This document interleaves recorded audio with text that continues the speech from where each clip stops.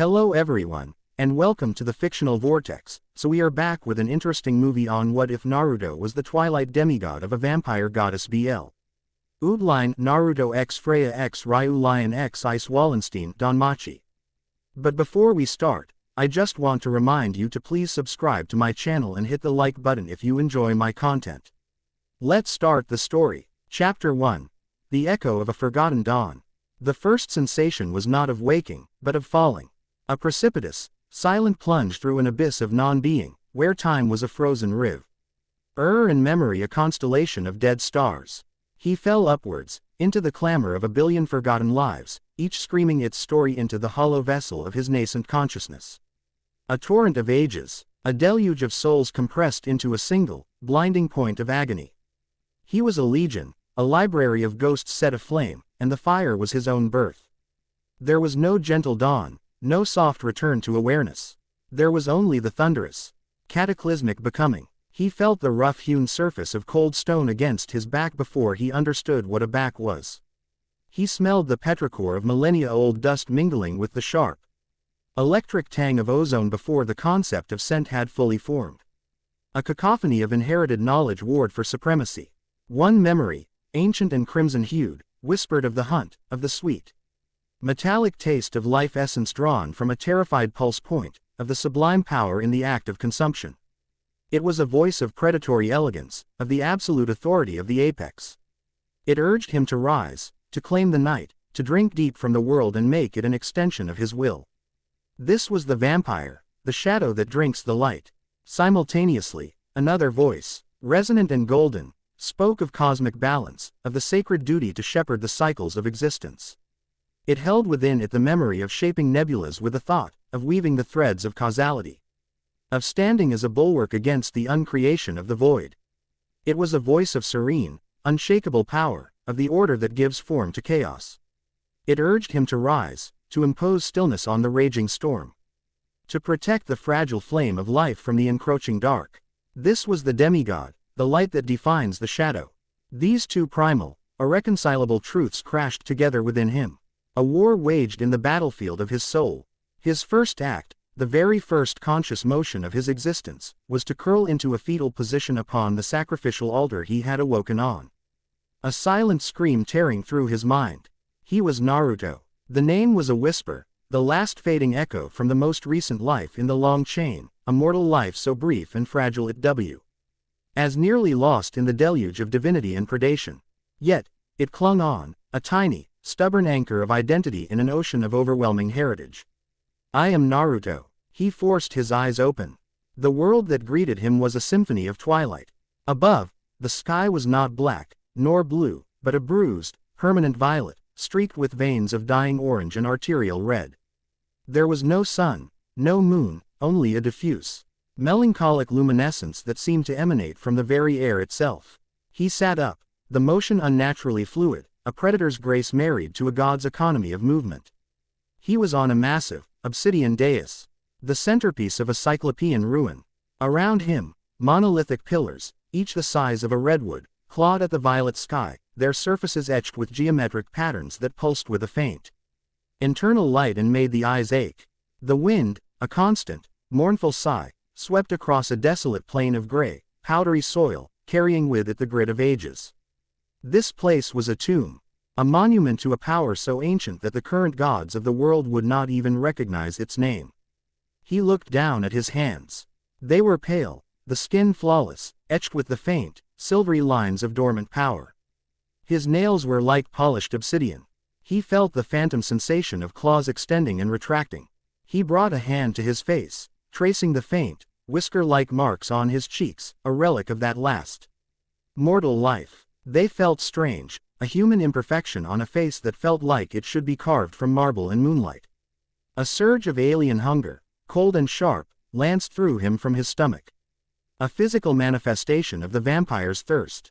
It was not the simple need for food, it was a profound, existential craving for life. The sensation was so powerful it made his vision swim. The edges of the world tinged with red. Feed, the crimson whisper urged. All that lives is fuel. Take it, it is your right. He gritted his teeth, the pressure threatening to crack enamel. A wave of golden energy, warm and ordering, rose from the core of his being to counter it. It did not extinguish the hunger but contained it, encasing the raging fire in a vessel of psychic force. Control. The golden resonance commanded. You are the master of the vessel, not the slave of its appetites. You are balance. The line between dusk and dawn. The internal war left him trembling. The sheer effort of maintaining equilibrium was exhausting. He stood, his bare feet sinking slightly into the ancient dust. He wore simple, dark trousers and a loose-fitting tunic, ants of a burial shroud that felt alien against his skin. He needed to understand what he was, not as a collection of inherited memories, but as a singular, cohesive being. He extended his senses, an act as natural as breathing. The world resolved itself into a tapestry of staggering complexity. He could feel the stress fractures in the obsidian pillars a mile away. He could hear the whisper of individual grains of sand skittering across the plains. He could smell the faint trace of water, deep, deep underground, a sleeping aquifer untouched for eons. But it was his perception of life, of energy, that was most profound. It was a dual sense. The vampire saw life as a network of brilliant, pulsing lights, each a delicious morsel, a unique flavor of existence. The demigod saw it as a symphony, a complex interplay of energies, each with its own part to play in the grand composition of reality. To the east, many leagues away, he felt it. A beacon, a staggering, overwhelming confluence of life. So vast and vibrant it was like a sun of living energy against the muted backdrop of the desolate plains. It was a chaotic, discordant, beautiful symphony of countless souls, mortal, divine, and something other. Something deep beneath the surface, a groaning, wounded power that resonated with the ancient stone around him. The city, Orario. The name surfaced from a memory that was not his own, but a fragment of divine knowledge. But between him and that distant sun of life, there was something else.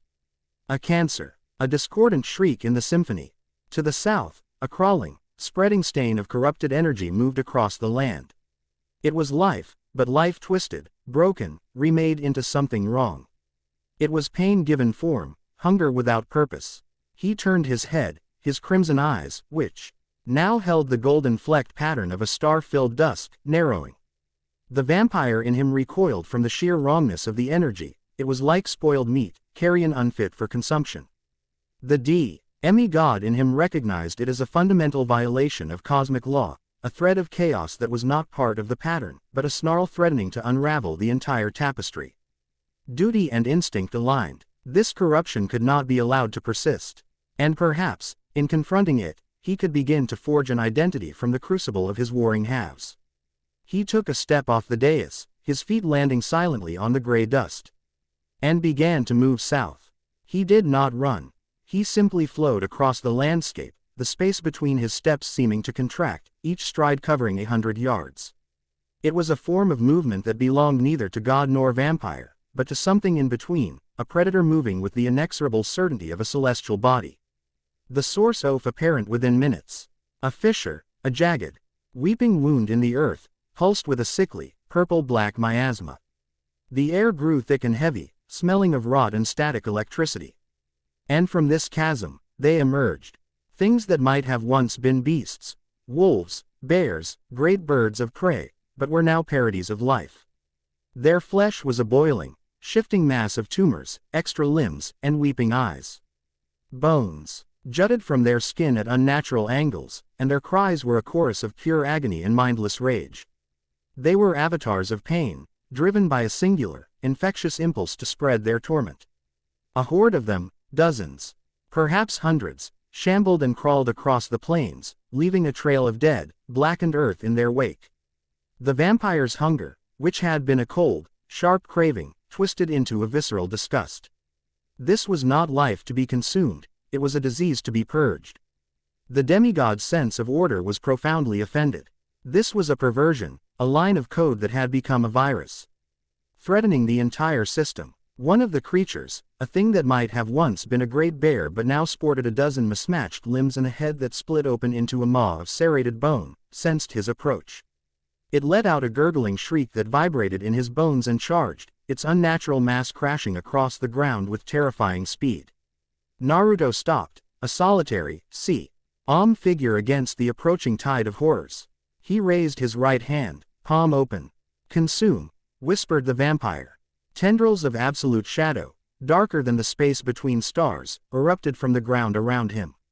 They were not solid, but absences of reality, voids that drank the dim twilight and leached the very color from the air. They moved with a serpent's speed, silent and utterly lethal. They did not tear or rend.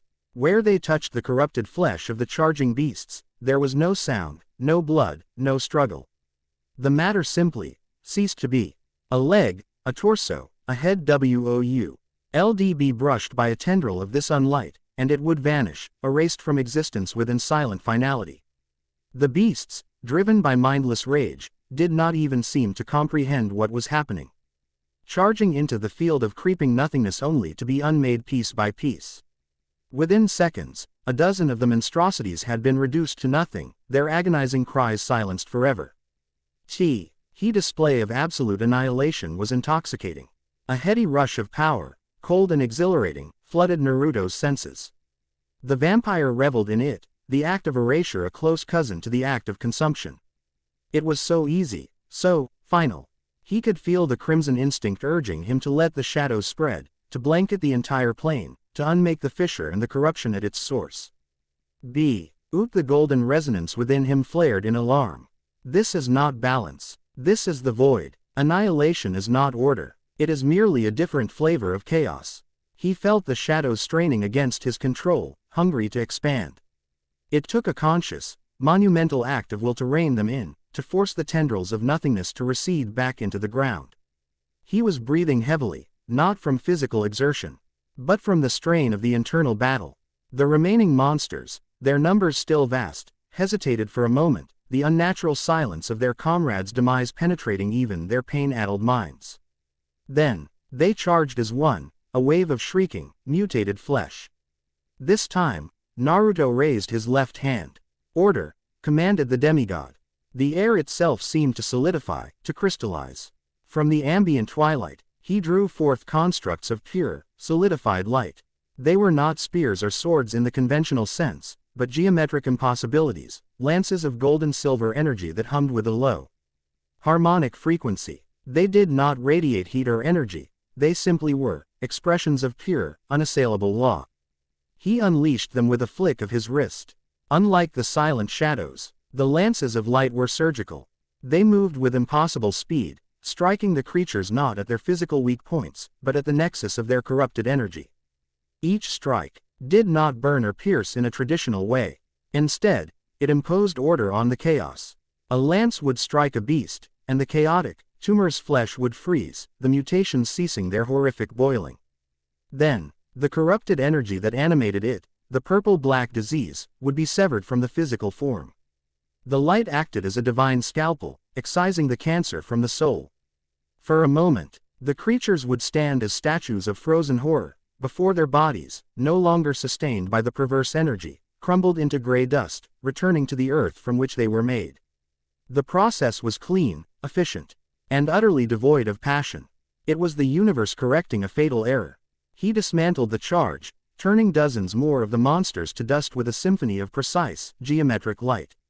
It was a display of absolute control, of divine judgment. The demigod's nature felt a serene satisfaction in the restoration of the natural order, the cleansing of the world's festering wound. It was the quiet, profound joy of a craftsman setting a broken thing right. But the vampire's whisper returned, this time laced with something like contempt. Sterile, cold, you are merely a janitor, sweeping away filth. Where is the passion, the triumph? You touch them, but you do not feel them. You do not taste their despair as their unnatural life is extinguished. The criticism struck a chord. The act of erasure had been exhilarating. The act of cleansing was merely necessary. One was an act of dominance, the other an act of duty. And he was supposed to be both. The leader of the horde, a colossal avian creature with wings of flayed skin and a head that continuously melted and reformed around a single, weeping purple eye, rose from the back of the pack. It let out a psychic screech, a wave of pure despair and agony that washed over Naruto, not as sound, but as a direct assault on his consciousness. The attack was designed to shatter the will of any mortal, to reduce a mind to gibbering madness. Within Naruto, the Crimson Hunger and the Golden Order, which had been fighting for control, suddenly found a common enemy. The psychic assault was anathema to both. It was the raw, uncontrolled chaos that the demigod abhorred, and it was the mindless suffering of a broken thing, useless as prey, which the vampire disdained. For the first time, the two forces within him did not pull in opposite directions. They aligned. Naruto closed his eyes. The world fell away, and he stood in the twilight of his own soul. Before him, two figures coalesced from his consciousness, one a being of elegant, shifting shadow with eyes like dying embers, the other a figure of serene, solid light with eyes like nascent suns. They looked at each other, then at him, their vessel. And for the first time, they nodded in unison. When Naruto opened his eyes, they were no longer just crimson with golden flecks. They were a perfect, swirling vortex of both, the mesmerizing, captivating beauty of a total solar eclipse. He raised both hands, and the two powers, no longer separate, flowed through him as a single, unified force. Twilight, the power of the line between, the magic of the threshold. He did not create constructs of shadow or light. He manipulated the very principles they represented. With his right hand, he reached out and grasped the concept of the monster's despair. The vampire's power, refined by the demigod's control, did not consume its flesh, but its agony. The psychic screech faltered, the wave of misery turning back on itself as Naruto drank it, savored it, and converted its chaotic energy into raw, usable power. The great beast shuddered, its single purple eye widening in something that might have been confusion, its primary weapon now fueling its enemy. With his left hand, he imposed a new law upon the creature. The demigod's power, infused with Tori focus, did not just cleanse it. It rewrote its existence. He commanded its form to seek its perfect, ideal state, to become what it should have been. A wave of shimmering, twilight energy washed over the avian horror. The wings of flayed skin began to sprout lustrous, black feathers. The melting, chaotic head solidified. The purple eye fading as too clear, intelligent raptor eyes took its place. The tumorous body sleeked, becoming the powerful, aerodynamic form of a majestic bird of prey. The entire process took less than 5 seconds. The monster, the avatar of corruption, was gone. In its place, a magnificent, perfect specimen of a creature that had not existed in this world for 10,000 years hovered in the air. It was beautiful, it was whole, it was ordered, and then, with a final, compassionate thought, Naruto released it from its existence. The great bird gave a single, pure, melodic cry, a sound of gratitude, of release, and then dissolved into a shower of gentle, fading motes of twilight energy. It had not been unmade. It had not been cleansed. It had been fulfilled. The remaining corrupted beasts stood frozen, their rudimentary minds utterly broken by what they had witnessed. They were creatures of pain, and they had just seen their alpha, the nexus of their shared agony, transformed into a thing of beauty and then granted a peaceful end. Naruto lowered his hands, the vortex in his eyes receding to a manageable glow. That single act had taken more out of him than the previous two displays combined, but it was a different kind of exertion. It felt right. It was not the cold satisfaction of duty, nor the hot thrill of dominance. It was the profound, soul-deep resonance of harmony. He had not acted as a vampire or a demigod. He had acted as himself. He looked at the remaining monsters, and for the first time, he felt a sliver of something akin to pity. They were not an invading army. They were victims, slaves to a corruption they did not choose. He took a single step forward, and the twilight energy rolled off him in a gentle, silent wave. It was not an attack. It was an offer of release. One by one, as the wave washed over them, the creatures stopped their shrieking and twitching. A moment of peace seemed to descend upon their twisted forms. And then, they crumbled. Not into dust, but into rich, fertile soil. The ground, which had been gray and dead, turned a dark, healthy brown where they fell. From the soil, tiny, phosphorescent green shoots immediately began to sprout, reaching for the perpetual twilight. He was not just ending them, he was returning their stolen life energy to the blighted land. When it was over, he stood alone in a field of newly sprouted, glowing moss, the corrupting fissure having sealed itself, its energy source depleted. The air was clean, the scent of ozone and rot replaced by the smell of damp earth and new life. The internal war had not ended, but he had survived the first battle. He had found the synthesis. He turned his gaze back to the east, to the distant, unseen sun of Orario. The hunger was still there, a cold ember in his core. The sense of duty remained, a golden weight upon his soul. But they were no longer screaming at him. They were waiting. He was an answer to a question the world had not yet thought to ask. He was a power that did not fit into the neat categories of god or mortal, monster or hero. With a final look at the sleeping, monolithic ruins of his birthplace, he began to walk again. His past was a billion screaming ghosts, and his nature was a paradox. But ahead of him lay a city of life and hubris, a world teeming with souls to taste and a balance to be maintained. For the first time since his violent awakening, he felt not the weight of his legacy, but the faintest glimmer of purpose. The twilight had fallen. A new dawn, or perhaps a new dusk, was waiting. Chapter 1 End. Chapter 2. The City of Hubris and the Gaze of a Goddess. The transition was jarring, a physical and spiritual shock that rippled through his ancient senses. One moment, he was moving through a silent, gray world painted in the melancholic hues of twilight. The next, he was standing at the precipice of a world screaming with color, sound, and life. The city of Orario did not appear on the horizon. It erupted, a caldera of human, demi-human, and divine ambition sprawling outwards from the impossible spire of Babel that pierced the heavens, a monument of white stone and hubris that seemed to hold the sky itself at bay. He had walked for a day and a night, a timeless journey across the desolate plains, and now stood before the city's massive main gate. A festival was in full swing, a riot of celebration that spilled out beyond the walls. The air, once thin and smelling only of dust and ozone, was now a thick, intoxicating stew. The scents crashed into him, the savory, greasy perfume of roasting meats slick with spices he hadn't tasted in 1,000 remembered lifetimes, the sweet, cloying aroma of honeyed pastries and fermented fruit beverages, the sharp, metallic tang of sweat from 1,000 bodies. The underlying musk of beasts of burden, and beneath it all, the faint, clean scent of stone and magic that emanated from the city itself. The sound was a physical force, a wave that beat against the profound silence he had grown accustomed to. The roar of the crowd was a single beast composed of 1,000 voices, merchants hawking their wares in 12 different dialects. Children shrieking with laughter as they chased decorated floats, the rhythmic, pounding beat of drums from a troupe of beast man performers, and the melodious strumming of a lute place, eyed by a silver-haired elf whose song spoke of fallen heroes and lost kingdoms. It was chaos. It was vitality. It was the glorious, messy, vibrant pulse of mortality, and it was utterly alien. Naruto stood motionless at the edge of the throng, a point of absolute stillness in the churning river of life. People flowed around him like water around a stone, their eyes sliding past him, their minds using to register the being who was so utterly out of place. He wore the same simple, dark clothes from his awakening, yet no dust clung to them. His pale skin and twilight eyes, which should have drawn attention, were somehow shielded by an aura of calm that discouraged casual glances.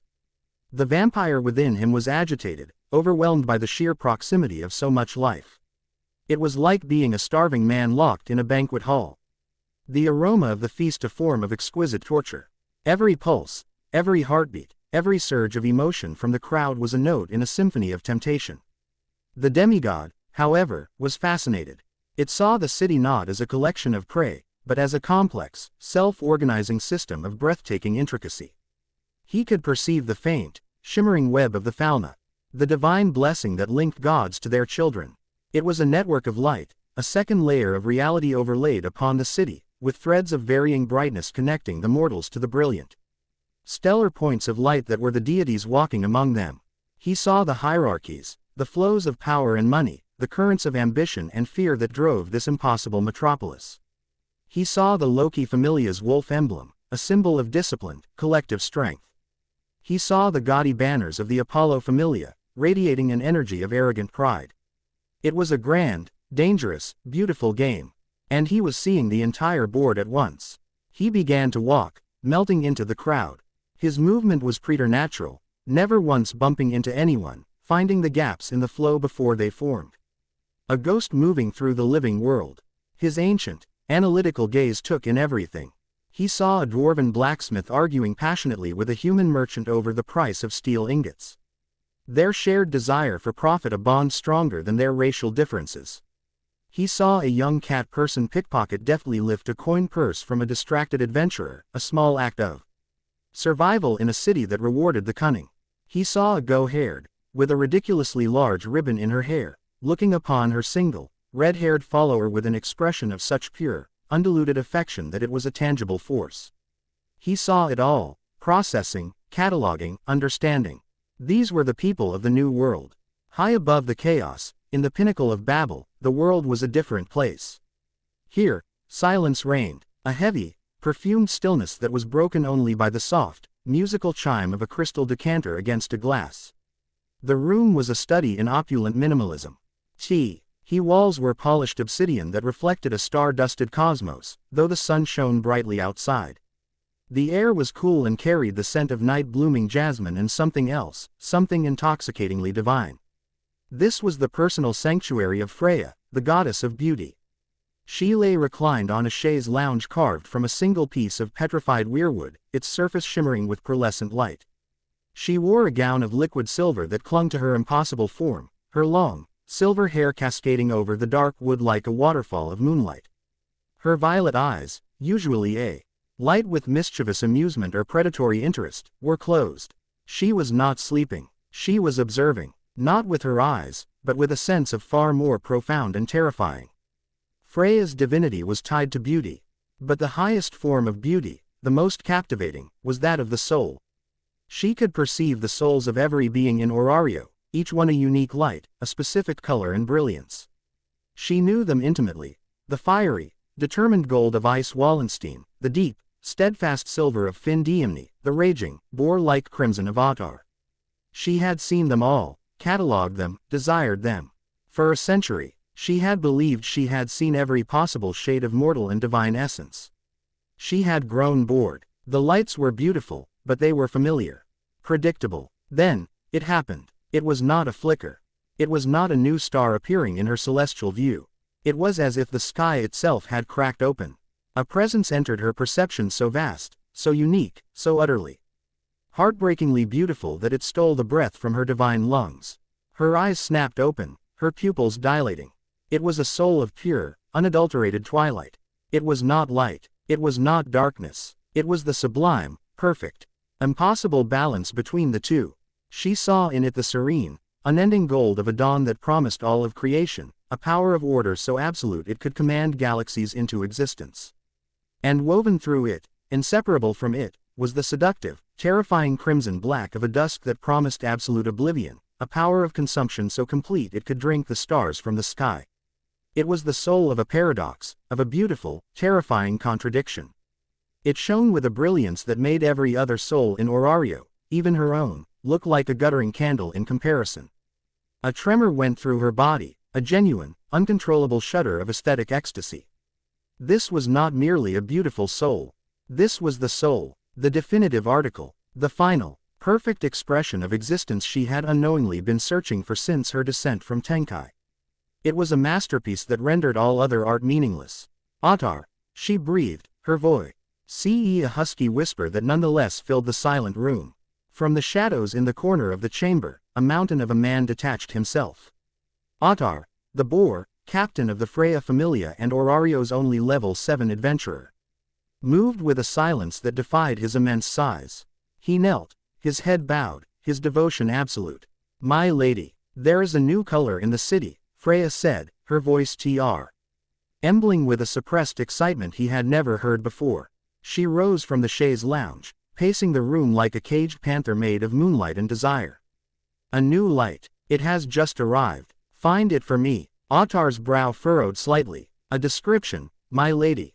Freya stopped and turned to him, her violet eyes burning with an intensity that could melt steel. "A description would be an insult. You will not see him with your eyes, Ottar. Not at first. You will feel him. He is a walking contradiction. He is the stillness at the center of the festival's storm. He is the silence within the cacophony. When you find him, you will feel small. Not threatened. Not intimidated. You will simply feel as if you were a footnote in a story that is entirely about him. Do not engage. Do not speak to him. Simply observe. I want to know everything. What he does. How he moves. How the world bends around him. Go. Now. Ottar had never received such a command, one based not on intelligence or physical description, but on a metaphysical feeling. Yet, he did not question. He bowed his head once more. As you command. He turned and strode from the room, his purpose singular. He was to find a feeling, an enigma, a walking paradox. For the first time in a very long time, the king felt the stirrings of genuine uncertainty. Naruto's silent observation led him to a logical conclusion, to understand this city's intricate systems. He needed to interface with its central authority. The towering, multi-level building with adventurers of every race and rank streaming in and out was the obvious choice. The sign above the grand entrance, written in the common tongue and several other languages, confirmed it, the Adventurers Guild. He entered, and the atmosphere shifted from festive chaos to organized, bureaucratic chaos. Clerks, mostly half-elves with looks of perpetual exhaustion, rushed back and forth with stacks of parchment. Adventurers shouted at each other, boasting of their delves, arguing over party formations, or haggling with guild officials over quest rewards. The air smelled of ink, old paper, and the faint, coppery scent of dried monster blood. Naruto ignored the cues, his gaze sweeping the room, identifying the nexus of true administrative power. He walked directly to a less crowded counter, behind which a young half-elf with teal hair tied in a neat side ponytail and glasses perched on her nose was diligently stamping documents. Her nameplate read, Aina Tool. She radiated an aura of professional competence and a genuine, if weary, desire to help. She was the one he sought. He stopped before her counter. He didn't speak, didn't clear his throat. He simply arrived. After a few moments, Aina sensed a presence. It was the oddest feeling. The noise of the guild hall seemed to have receded. The ambient chaos dampened. She looked up from her paperwork, and her train of thought derailed. Staring at her were the most captivating eyes she had ever seen. They were crimson, but flecked with gold, swirling with a depth that felt less like eyes and more like windows into a dusk-filled cosmos. The young man before her was still, impossibly still. He wasn't tense, or waiting, or impatient. He was simply present, with an intensity that made the rest of the bustling hall feel like a distant dream. Can I help you? She stammered, cursing the uncharacteristic crack in her voice. Yes, Naruto replied. His voice was calm, a smooth baritone with a strange, formal cadence, as if he were speaking a language he had learned from ancient books. I require information. I wish to understand the functional paradigms of this city-state, specifically the symbiotic relationship between the deities, their issued, fauna, and the economic and social structures that arise from the exploration of the subterranean complex known as the dungeon. Aina stared at him, blinking. In her years as an advisor, she had dealt with every type of adventurer, the arrogant, the stupid, the brave, the cowardly. None of them had ever spoken to her like that. It sounded like a scholar or a king addressing a peer. You mean, you want to register as an adventurer? She translated, falling back on procedure. That is a potential outcome. First, I must ascertain if the system is one in which I wish to participate, he stated dint of arrogance. It was a simple statement of fact. Aina pushed her glasses up her nose, her bureaucratic mind struggling to categorize him. He had no visible armor or weapons. His clothes were of a simple, foreign cut. He didn't carry the swagger of a high-level adventurer. But he possessed a terrifying self-assurance that even the captain of the Loki Familia lacked. All right, she said, deciding to treat him as a standard newcomer. To register, you must have received a fauna from a deity. Which familia do you belong to? I belong to none, Naruto replied. Oh, so you're looking for a familia. Many are recruiting, especially during the festival. Depending on your skills, I could recommend. I do not seek to join a familia, he interrupted, though the interruption was not rude. It was merely a correction of a flawed assumption. I do not possess a fauna. Aina's pen, which had been poised over a registration form, stopped. I see. Well, then I'm afraid you cannot register as an adventurer. The fauna is what allows one to grow, to gain excellia and level up. Without it, Entering the dungeon is suicide. You misunderstand, Naruto said, his gaze unwavering. My capacity for what you term growth is inherent. My inquiry is not about personal capability. It is about legal and social access to the dungeon. Is the fauna a prerequisite for entry, or merely for registration within this establishment? Aina was, for the first time in her professional career, utterly lost. This person spoke of entering the dungeon without a fauna as if it were a triviality. His power level was unreadable, not low, but utterly absent, a black hole where a status should be. Yet, the pressure he exuded, the sheer weight of his presence, was immense. It was a contradiction that made her head spin. Entry into the dungeon without being a registered adventurer is, strictly illegal. She finally managed. It's for your own safety. The guild is responsible for. Your responsibility is predicated on the assumption that the individual is a liability, Naruto countered smoothly. What is the protocol for an individual who is an asset, but who operates outside the established framework? The conversation was drawing attention. A few nearby adventurers had quieted, intrigued by the strange, formal-speaking young man and the utterly baffled expression on the face of one of the guild's most unshakable advisors. From a shadowed alcove across the hall, Otar watched. He had felt it the moment he entered the building, that profound stillness, that epicenter of the narrative that his goddess had described. And now he saw it. A young man, unremarkable in dress, who was systematically dismantling the logic of a guild advisor with calm, unassailable questions. He could not sense a drop of power from the man, and that was more terrifying than any display of force. It was like looking at the ocean and trying to gauge its strength. You couldn't, you only knew it was absolute. His lady had been right. This being was something entirely new. Aina, feeling cornered, took a deep breath. There is no such protocol. The system is the system. Everyone must have a fauna. Everyone must belong to a familia. That is the law, established by the gods themselves. Naruto considered this for a long moment, his twilight eyes seeming to look through her, through the walls of the guild, and into the very heart of the city's structure. He saw the law for what it was, a system of control. A way to structure power and prevent chaos, but also a cage, limiting potential to a single, narrow path of progression. The law is a framework for the predictable, he said at last. His voice dropping slightly, taking on a resonant quality that made the hairs on Aina's arms stand up. It is ill-equipped to handle the unprecedented. I see. He gave a slight, almost imperceptible nod. It was not a gesture of defeat, but of understanding. He had the information he required. Thank you for your assistance, Aina Tool, he said, reading her nameplate. The fact that he used her full name, speaking it with that same strange, ancient gravity, sent another odd shiver down her spine. You have been most illuminating. Without another word, he turned and walked away, not towards the exit, but deeper into the guild, towards the large bulletin boards where quests and announcements were posted. He moved with the same fluid, spectral grace, the crowd parting before him as if by instinct. Aina sank back into her chair, her heart pounding. She felt as if she had just been interviewed, tested, and summarily dismissed by a force she couldn't begin to comprehend. Who in the 10 hells was he? In her obsidian sanctum, Freya received Otar's report, delivered not by words, but through the telepathic link they shared. She saw through her captain's eyes, the calm demeanor, the impossible eyes. The gentle but absolute deconstruction of the guild's rigid logic. She felt the echo of Otar's own awe and confusion. A slow, predatory smile spread across her face. It was a smile of pure, unadulterated delight. He was not just a beautiful soul, he was intelligent. He was a mystery, an enigma who refused to be categorized, who challenged the very foundations of their world not with violence, but with simple, undeniable presence. He does not have a fauna, she whispered to the empty room, her voice filled with wonder and a terrifying possessiveness. Of course, he doesn't.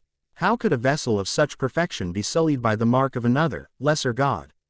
The game had just become infinitely more interesting. She had thought she wanted to possess his soul, to add it to her collection. Now she knew that was a goal far too small, too mundane. You don't put a primordial twilight in a display case. You build a whole new cosmos around it. And she would be its only goddess. Chapter 2 End. Chapter 3. The Gale and the Sword Princess. The entrance to the dungeon was a gaping maw, a wound in the city's heart that bled a constant, cool draft of ancient air. For the adventurers who thronged its plaza, it was a place of opportunity and death, a vertical continent of monsters and treasure. For Naruto, it was something else entirely.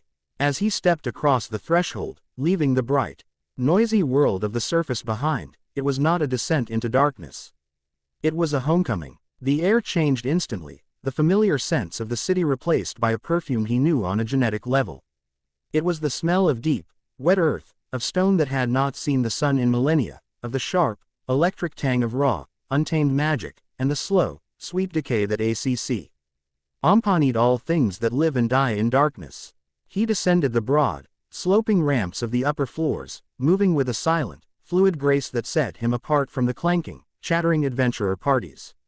They were invaders, armed and armored against a hostile environment. He felt more like a proprietor returning to check on a long-neglected estate. The dungeon was alive. He could feel it, in a way the fauna-blessed adventurers never could. It was not a malevolent entity, nor a benign one. It was a wounded titan, a vast, primordial being trapped in a cycle of feverish, nightmare-haunted sleep. The monsters it spawned were not its children or its soldiers, they were its nightmares given flesh, its pain made manifest. His own ancient blood resonated with the deep, groaning life of the place. They were both relics of an older, wilder world, and the dungeon seemed to recognize him on some fundamental level. The air currents shifted to guide his path, the luminous moss on the walls pulsed a little brighter as he passed. A silent, instinctual greeting. He bypassed the early floors, their simple goblins and kobolds of no interest to him. He flowed downwards, a shadow in the dim light, his senses extended. Tasting the unique energetic signature of each level, he was a physician taking the pulse of a colossal patient.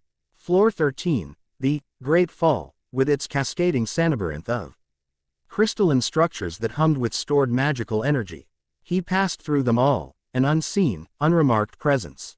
It was on floor 18, the first of the under-resort, safe zones, that the dungeon's character shifted dramatically. The ceiling opened into a cavern of impossible scale, a subterranean sky of glowing blue crystals that mimicked a serene, daytime firmament.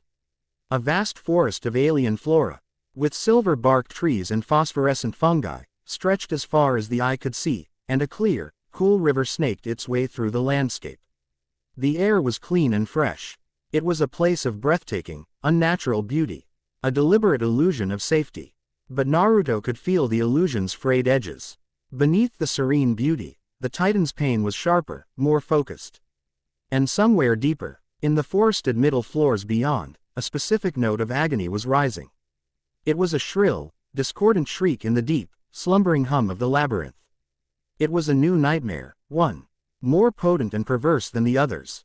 It was this wrongness he had come to investigate. He crossed the safe zone in minutes, his feet making no sound on the mossy ground, and plunged into the true wilderness of the dungeon's mid-levels. Here, on floor 24, the forest grew dense and menacing. The trees were black and twisted, their branches like grasping claws. The only light came from clusters of eerie, green glowing mushrooms, casting long, dancing shadows. The air was thick with moisture, heavy with the smell of ozone and fungal rot. It was here that he finally found the source of the shriek. And he was not the first to arrive. Riveria, status, Fin Diemni, the prum captain of the Loki Familia, shouted, his voice a sharp, commanding crack in the chaos of battle. He sidestepped a ashing tendril of moss the thickness of a tree trunk, his golden spear a blur as he deflected it. Its magic resistance is increasing. My spells are being dampened before they even connect. The high elf archmage responded, her face a mask of strained concentration. A complex, three-tiered magic circle glowed before her, but the volley of fireballs it unleashed seemed to sizzle and die against the creature's hide with little effect. Gareth, can you break its guard? The dwarf powerhouse roared, his massive double-bladed axe cleaving a huge chunk from the monster's body. For a second, then damn thing just pulls itself back together. Their enemy was a monstrosity that defied categorization. The guild had designated it a moss huge, but this was an irregular, a mutation of terrifying potency. It was a humanoid figure 20 feet tall, composed entirely of a writhing, regenerative mass of dark green moss, pulsating vines, and hardened bark. It had no face, only a single, glowing red core deep within its chest. Its primary weapon was its own body, reshaping itself to form battering rams, whips of thorny vines, and shields of hardened wood. But its true horror was its connection to the environment. It drew power directly from the dungeon floor. Every blow they landed was healed in moments, the creature drawing on the endless vitality of the forest floor to regenerate. They were not just fighting a monster. They were fighting the entire cavern. At the heart of the storm was Ice Wallenstein. She was a silver and gold whirlwind, her sword, desperate, a streak of lethal light. She moved with a grace that was almost painful to watch, a dance of death on the edge of a razor. She was faster than the creature, her blade striking it a dozen times for every lumbering swing it took. She severed its limbs, pierced its torso, and dodged its crushing blows with split-second precision. But it was like trying to kill the ocean with a sword. Every wound she inflicted was an exercise in futility. A surge of frustration, cold and sharp, cut through her combat focus. Her wind, the magical aura that cloaked her, empowering her speed and strikes, was raging. Aerial, her magic, was a gale force wind that could shred armies. Yet this thing simply absorbed it, its mossy hide barely trembling. She poured more and more of her mind into the spell, pushing her limits, feeling the familiar strain that preceded exhaustion. She needed to be stronger. Faster. She had to kill it. She had to kill all of them, all the monsters, until she reached the one that had taken her mother, until she had her revenge. This single-minded drive was the fuel that had made her the Sword Princess. It was also a cage. It's adapting. Chiona Hiryut yelled, ducking under a sweeping vine. It's not falling for the same feints twice. It's learning, Finn muttered, his tactical mind racing, searching for a solution and finding none. They could not out-damage its regeneration. They could not exhaust it. Their magic was becoming useless. They were in a stalemate, but one where only their side had a finite pool of stamina and magic. It was a battle of attrition they were guaranteed to lose. Ice saw an opening. The creature had overextended, smashing the ground where Gareth had just been. Its chest, where the red core glowed malevolently, was exposed for a fraction of a second. Ignoring Finn's shout of caution, she poured everything she had left into a single, desperate charge. Tempest. She became the wind, a silver blur that shot across the battlefield, her sword aimed directly at the glowing core. This was it, the killing blow. But the monster had learned. At the last possible moment, its chest cavity split open, not away from the blade, but around it. Thick, grasping vines erupted from the opening, ensnaring her sword arm, her legs, her torso. The forward momentum of her charge became her undoing, pulling her deep into the creature's body. The world became a suffocating mass of wet, crushing foliage. The wind of Ariel was snuffed out, her connection to her magic severed by the monster's dampening properties. Panic, a cold and unfamiliar sensation, tried to claw its way up her throat. Ice. The cry from her familia was distant, horrified. She was trapped. Her strength was being sapped, her body crushed. The red core pulsed inches from her face, radiating a palpable aura of mindless hunger. This was how it ended. Not in a blaze of glory against a worthy foe, but suffocated by sentient moss deep within the earth. It was a pathetic, meaningless death. And then, a voice cut through the cavern. It was not loud, but it resonated with a calm, profound authority that silenced the sounds of battle. That is an inefficient application of energy. Everyone, adventurers and monster alike, froze. Standing at the edge of the clearing, untouched by the chaos, was a young man. He was dressed in simple, dark clothing, his hands tucked into his pockets. He regarded the scene not with alarm or urgency, but with the detached curiosity of a scholar observing a flawed experiment. His crimson and gold eyes swept over the struggling Loki familia, the regenerating moss huge, and the trapped sword princess, and in them there was not a hint of surprise. Naruto had watched for several minutes, hidden by the shadows. He had analyzed the monster, the adventurers, and their interaction. He saw the problem instantly. They were treating the monster as the source of the illness, when it was merely a symptom. The true enemy was the floor's corrupted energy, which the creature was channeling. He stepped forward, his feet making no sound. The moss huge, sensing a new, and far more profound, presence, slowly turned its bulk towards him, its vines still holding ice in a crushing grip. Who the hell are you? Bet Loga. The werewolf snarled, his frustration boiling over into aggression. Get out of here before you get yourself killed. Naruto ignored him. His gaze was fixed on the moss huge. You are fighting its body, he stated, his voice addressing all of them. A regenerating vessel. A futile endeavor. You are attempting to empty a lake with a bucket, while it is still being fed by a river. He raised his right hand, palm flat, not towards the dark, mossy ground beneath it. A pulse of energy, invisible and silent, expanded from him. It was not an attack. It was a command, a wave of absolute shadow, of conceptual void, that did not destroy, but simply severed. The effect was instantaneous and baffling. The moss huge let out a silent, agonized shriek. The vibrant, healthy green of its body immediately faded to a sickly, desiccated brown. The powerful, rapid regeneration ceased. The wounds inflicted by Gareth and ice, which had sealed moments before, reopened, weeping a dark, sap-like substance. It was still a massive, dangerous beast, but something fundamental had changed. It was isolated, mortal. Naruto had not attacked the monster. He had unplugged it from its power source. Riveria gasped, her elven senses reeling. What was that? What did you do? I felt nothing. No incantation, no flow of mind. The magic in the floor around it just stopped. The moss huge, now cut off and wounded, roared in fury and pain. It flung the trapped ice aside like a broken doll, sending her crashing into a tree trunk. It then charged at Naruto, the being it now recognized as the source of its sudden vulnerability. Naruto did not move. He watched the 20-foot-tall behemoth of dying vegetation thunder towards him, his expression unchanged. As it raised a massive, bark-hardened fist to crush him. He raised his left hand. From the air around his hand, a construct of pure, golden-silver light coalesced. It was not a sword or a spear. It was a single, perfect, impossibly complex geometric shape. A shard of crystallized law that hummed with a silent, harmonic frequency. He did not throw it.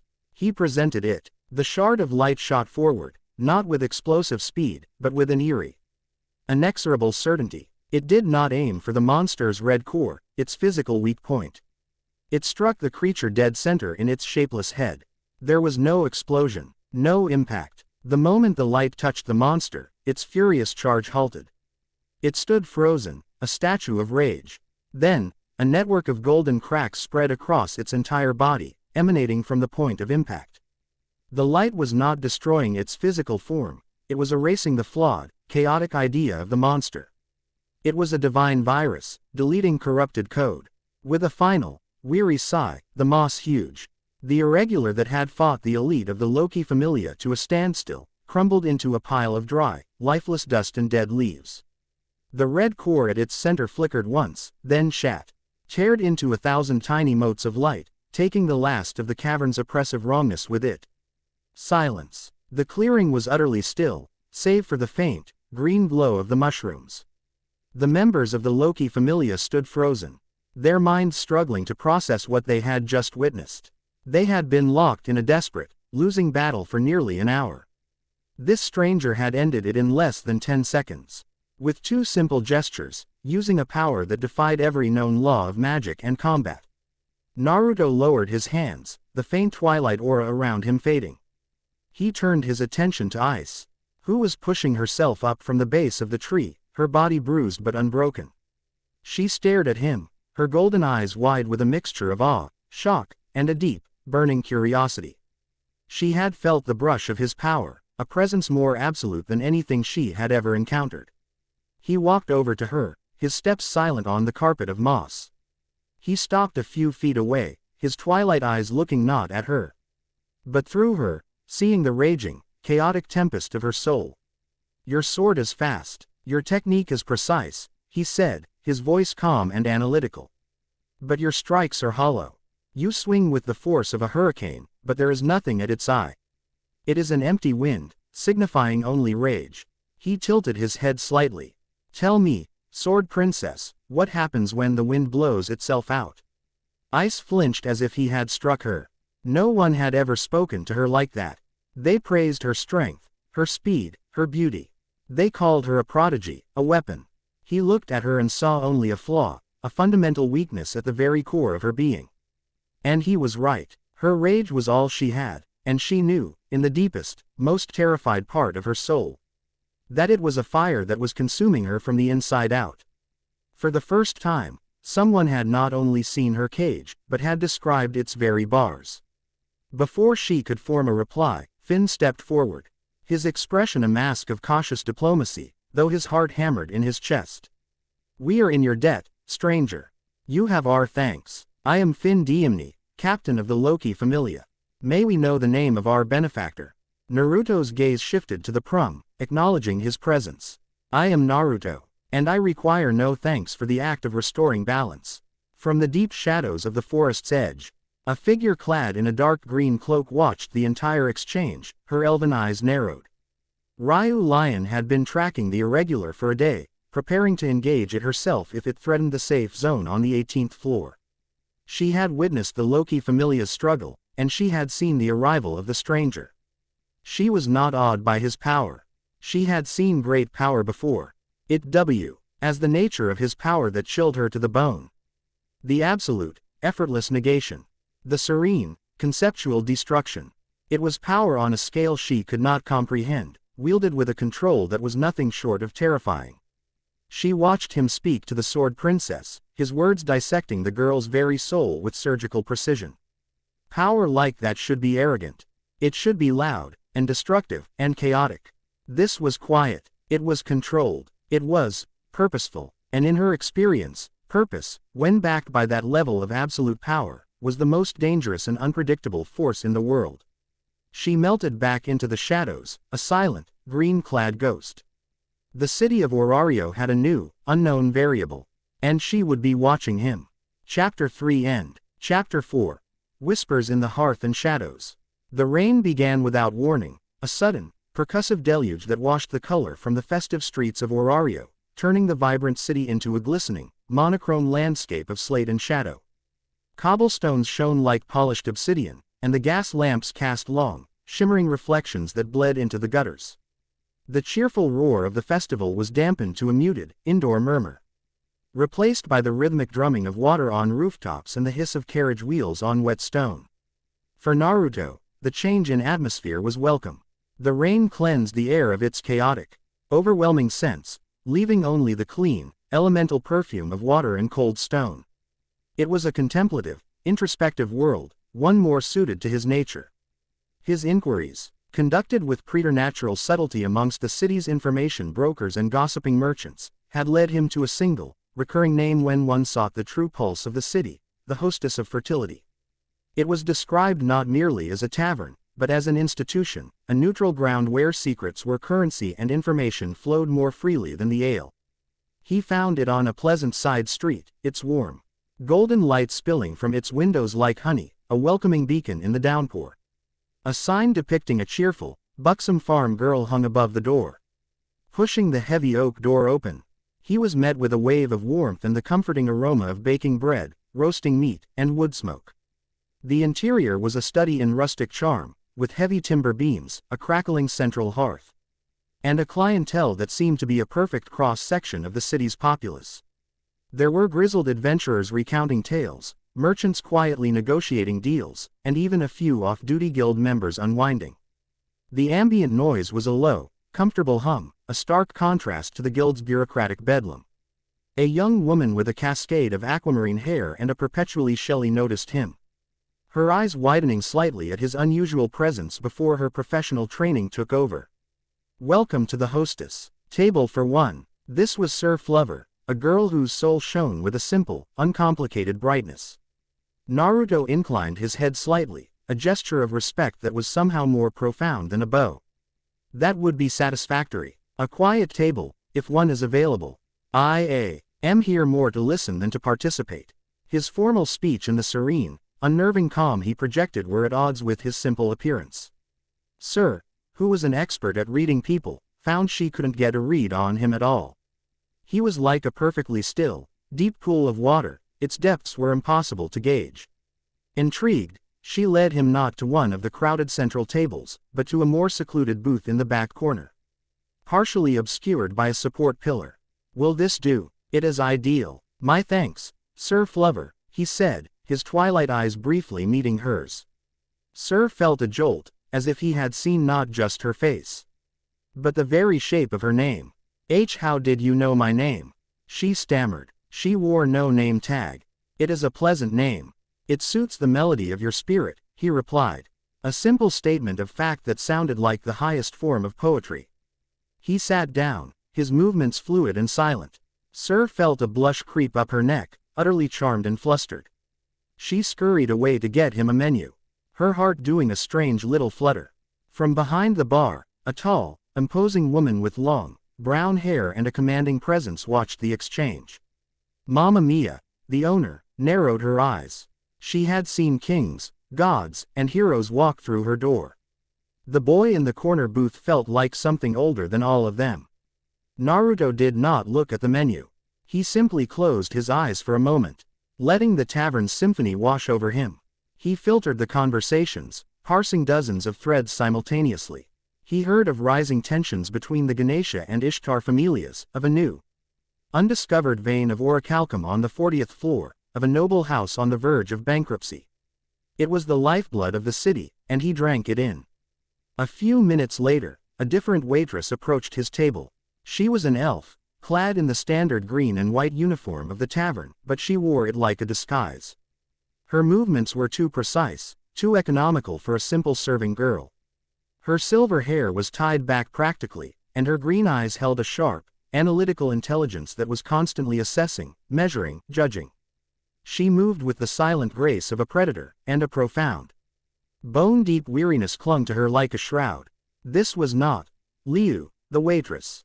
This was Ryuu Lion, the former adventurer known as Gale, hiding in plain sight. Naruto opened his eyes as she arrived. He had been waiting for her. He had felt her gaze on him the moment he entered, a focused, piercing scrutiny that stood out from the casual glances of the other patrons. It was the same energy signature he had sensed observing him in the dungeon. Have you decided? Ryuu asked, her voice a soft, controlled monotone, her expression carefully neutral. I have RVED that the true sustenance of this establishment is not what is on the menu, Naruto replied, his gaze meeting hers. The casual chatter of the pub seemed to fade into the background, the world shrinking to the space between them. I require only water. My purpose here is informational. Ryu's eyes narrowed fractionally. It was a challenge, a subtle acknowledgement that he knew she was more than she appeared. She decided to play along. The hostess is known for its discretion. What information does a traveler seek? I seek to understand the city's concept of justice, Naruto said plainly. The question hung in the air between them, heavy and dangerous. The carefully constructed mask of Ryuu, the waitress cracked for a split second, revealing the hardened steel of the Gale beneath. She had expected questions about the dungeon, about familias, about power. He had asked about the one concept that had defined and destroyed her life. Justice is simple, she replied, her voice acquiring a cold edge. It is retribution, a debt of blood paid in blood. When the laws of the gods and the guild fail, a swifter, more absolute law must take its place. An intriguing philosophy, Naruto mused, his fingers steepled before him. It is the justice of the wildfire. It burns away the rot, but does it not also sterilize the soil from which new life might grow? When you seek to balance the scales by removing a weight, do you not risk unbalancing them in the opposite direction? His words were a scalpel, cutting directly to the heart of her past. He spoke of the Astria Familia, of the night she had single-handedly slaughtered the members of Rudra Familia, the act of vengeance that had made her a wanted criminal and forced her into this life of hiding. He couldn't know the details, yet he spoke as if he had been there. As if he had weighed her soul in the aftermath.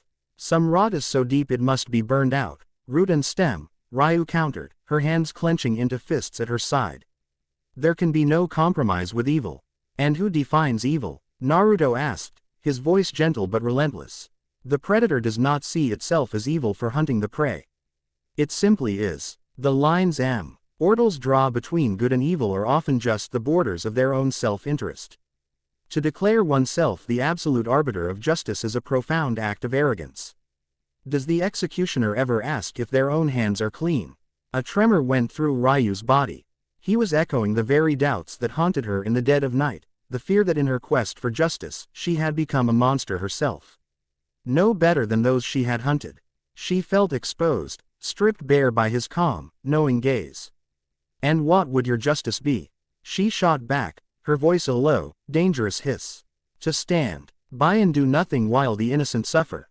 To offer philosophy while monsters run free. My justice," Naruto said, his twilight eyes swirling with ancient light, "is the justice of the gardener. I do not burn the forest to deal with a diseased tree. I study the rot, I determine its source, and if necessary, I prune the branch with surgical precision, so the tree itself might live. But I also know that sometimes, the greatest act of justice is not to destroy what is broken, but to nurture what is struggling to grow." The tension in the booth was a palpable thing, a coiled serpent of memory and philosophy. Ryuu stared at him, her mind in turmoil. He was a paradox. His power in the dungeon was absolute, capable of effortless annihilation, yet he spoke with the wisdom of a sage who valued life above all else. He was a puzzle she could not solve, and it terrified her. Naruto broke the spell. He reached into a fold of his tunic and produced a single coin, placing it on the table. It was a large, heavy piece of gold, minted with the profile of a forgotten, hawk-faced king. It was ancient, pure, and worth more than the entire tavern. "For the water, and for the conversation," he said. He stood, his movement as silent as his arrival. "May you find a peace that is not predicated on the violence of your past, Ryuu Lion." He spoke her true name. A quiet, simple statement that hit her like a physical blow. Before she could react, could draw the wooden sword hidden beneath her apron, he had already turned and was walking away. He paused by the bar to give a nod to Sir, who was watching with wide, curious eyes. And then he was gone, the door swinging shut behind him, leaving only the sound of the rain and the impossibly valuable coin gleaming on the dark wood of the table. Naruto walked through the storm. The rain did not seem to touch him, the water parting a fraction of an inch from his body, leaving him utterly dry in the downpour. He let his senses drift, ignoring the bright, powerful beacons of the major familias, ignoring the steady hum of the guild. He was searching for that other thing he had spoken of. Not the broken, struggling thing that needed nurturing. He found it in the poorest, most neglected sector of the city. A faint, flickering light in the vast, divine network. It was a prayer, a point of pure, selfless sincerity in an ocean of ambitious and greedy desires. It drew him onward, a moth to a tiny, noble flame. The source was a church, though the word was a generous description.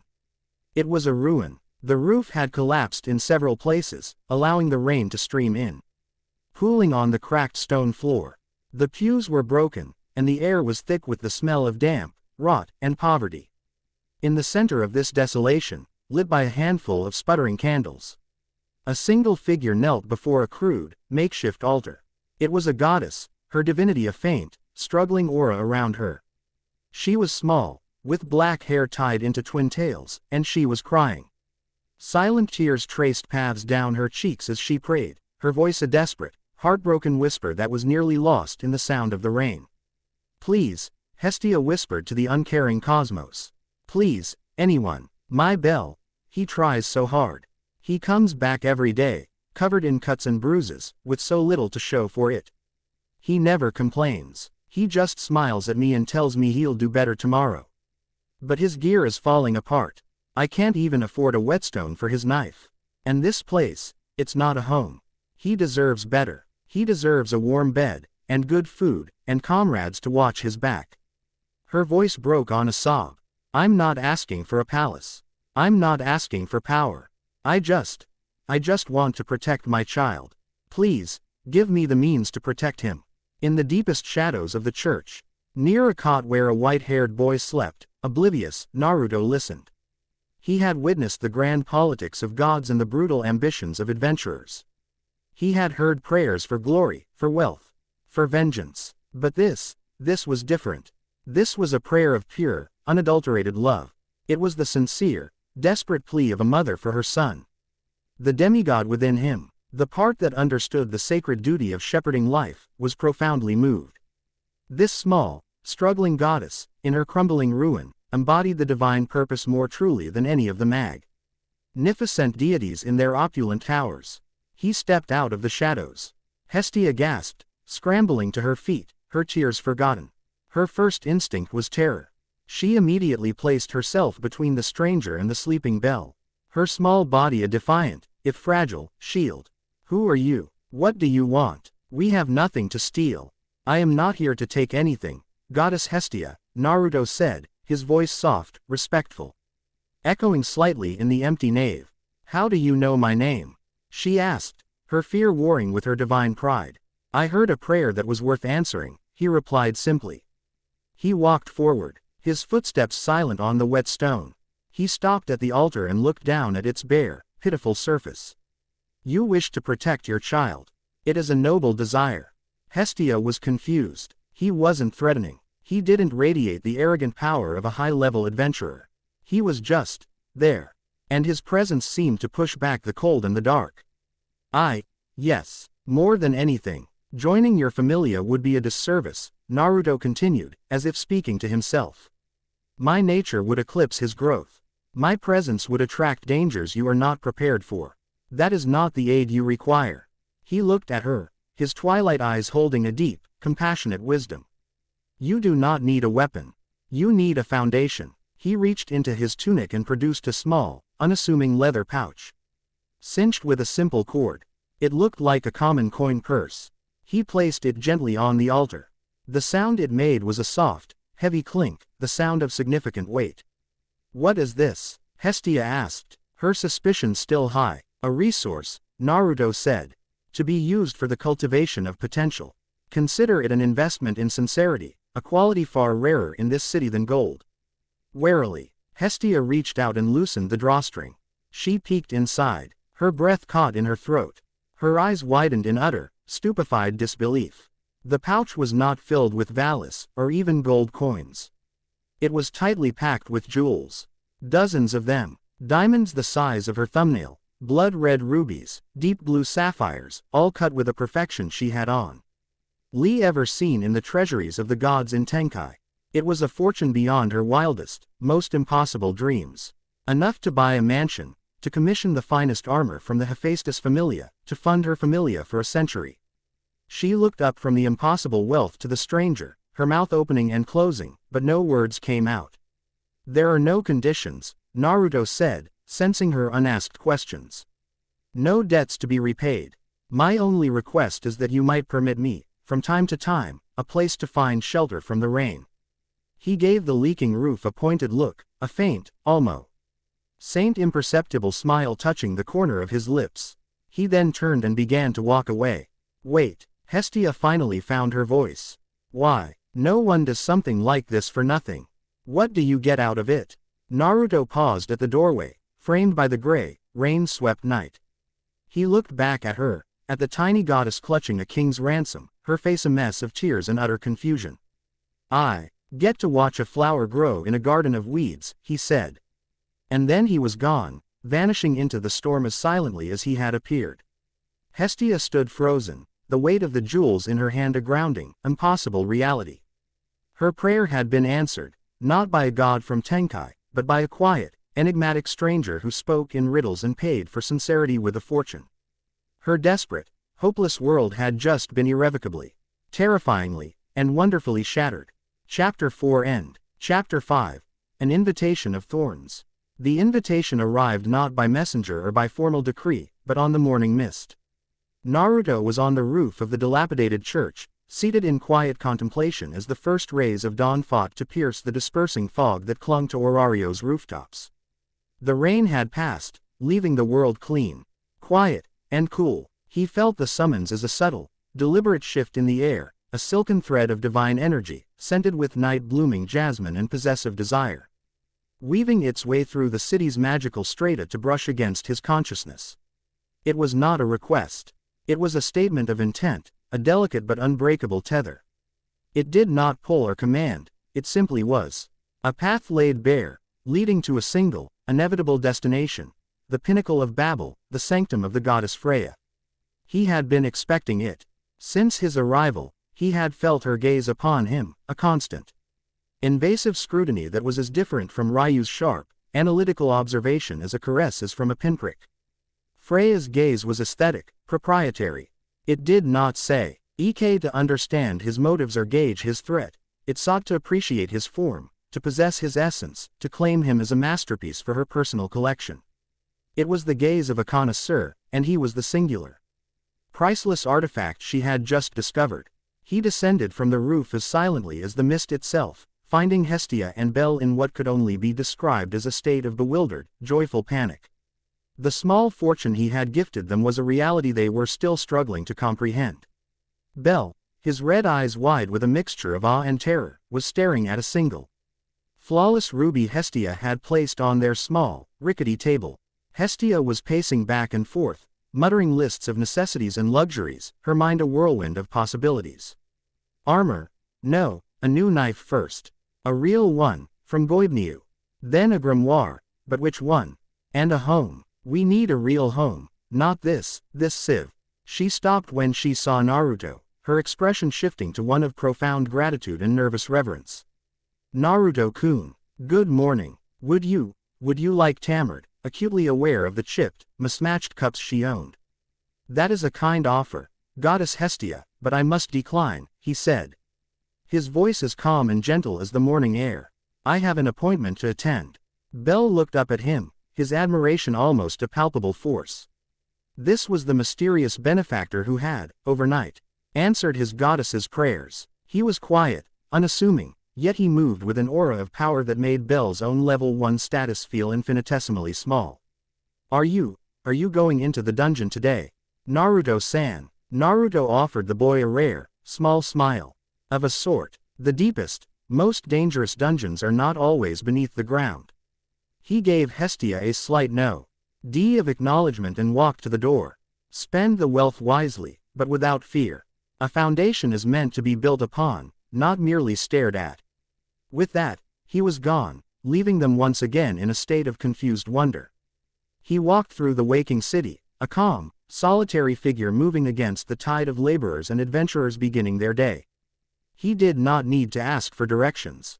The silken thread of Freya's will was a psychic path, guiding him through the grand avenues, up the winding slopes, to the base of Babel itself.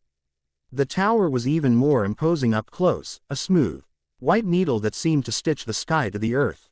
The guards at its entrance, high-level members of the Freya Familia, were expecting him. Their faces were grim, their stances wary, but they parted before him without a word.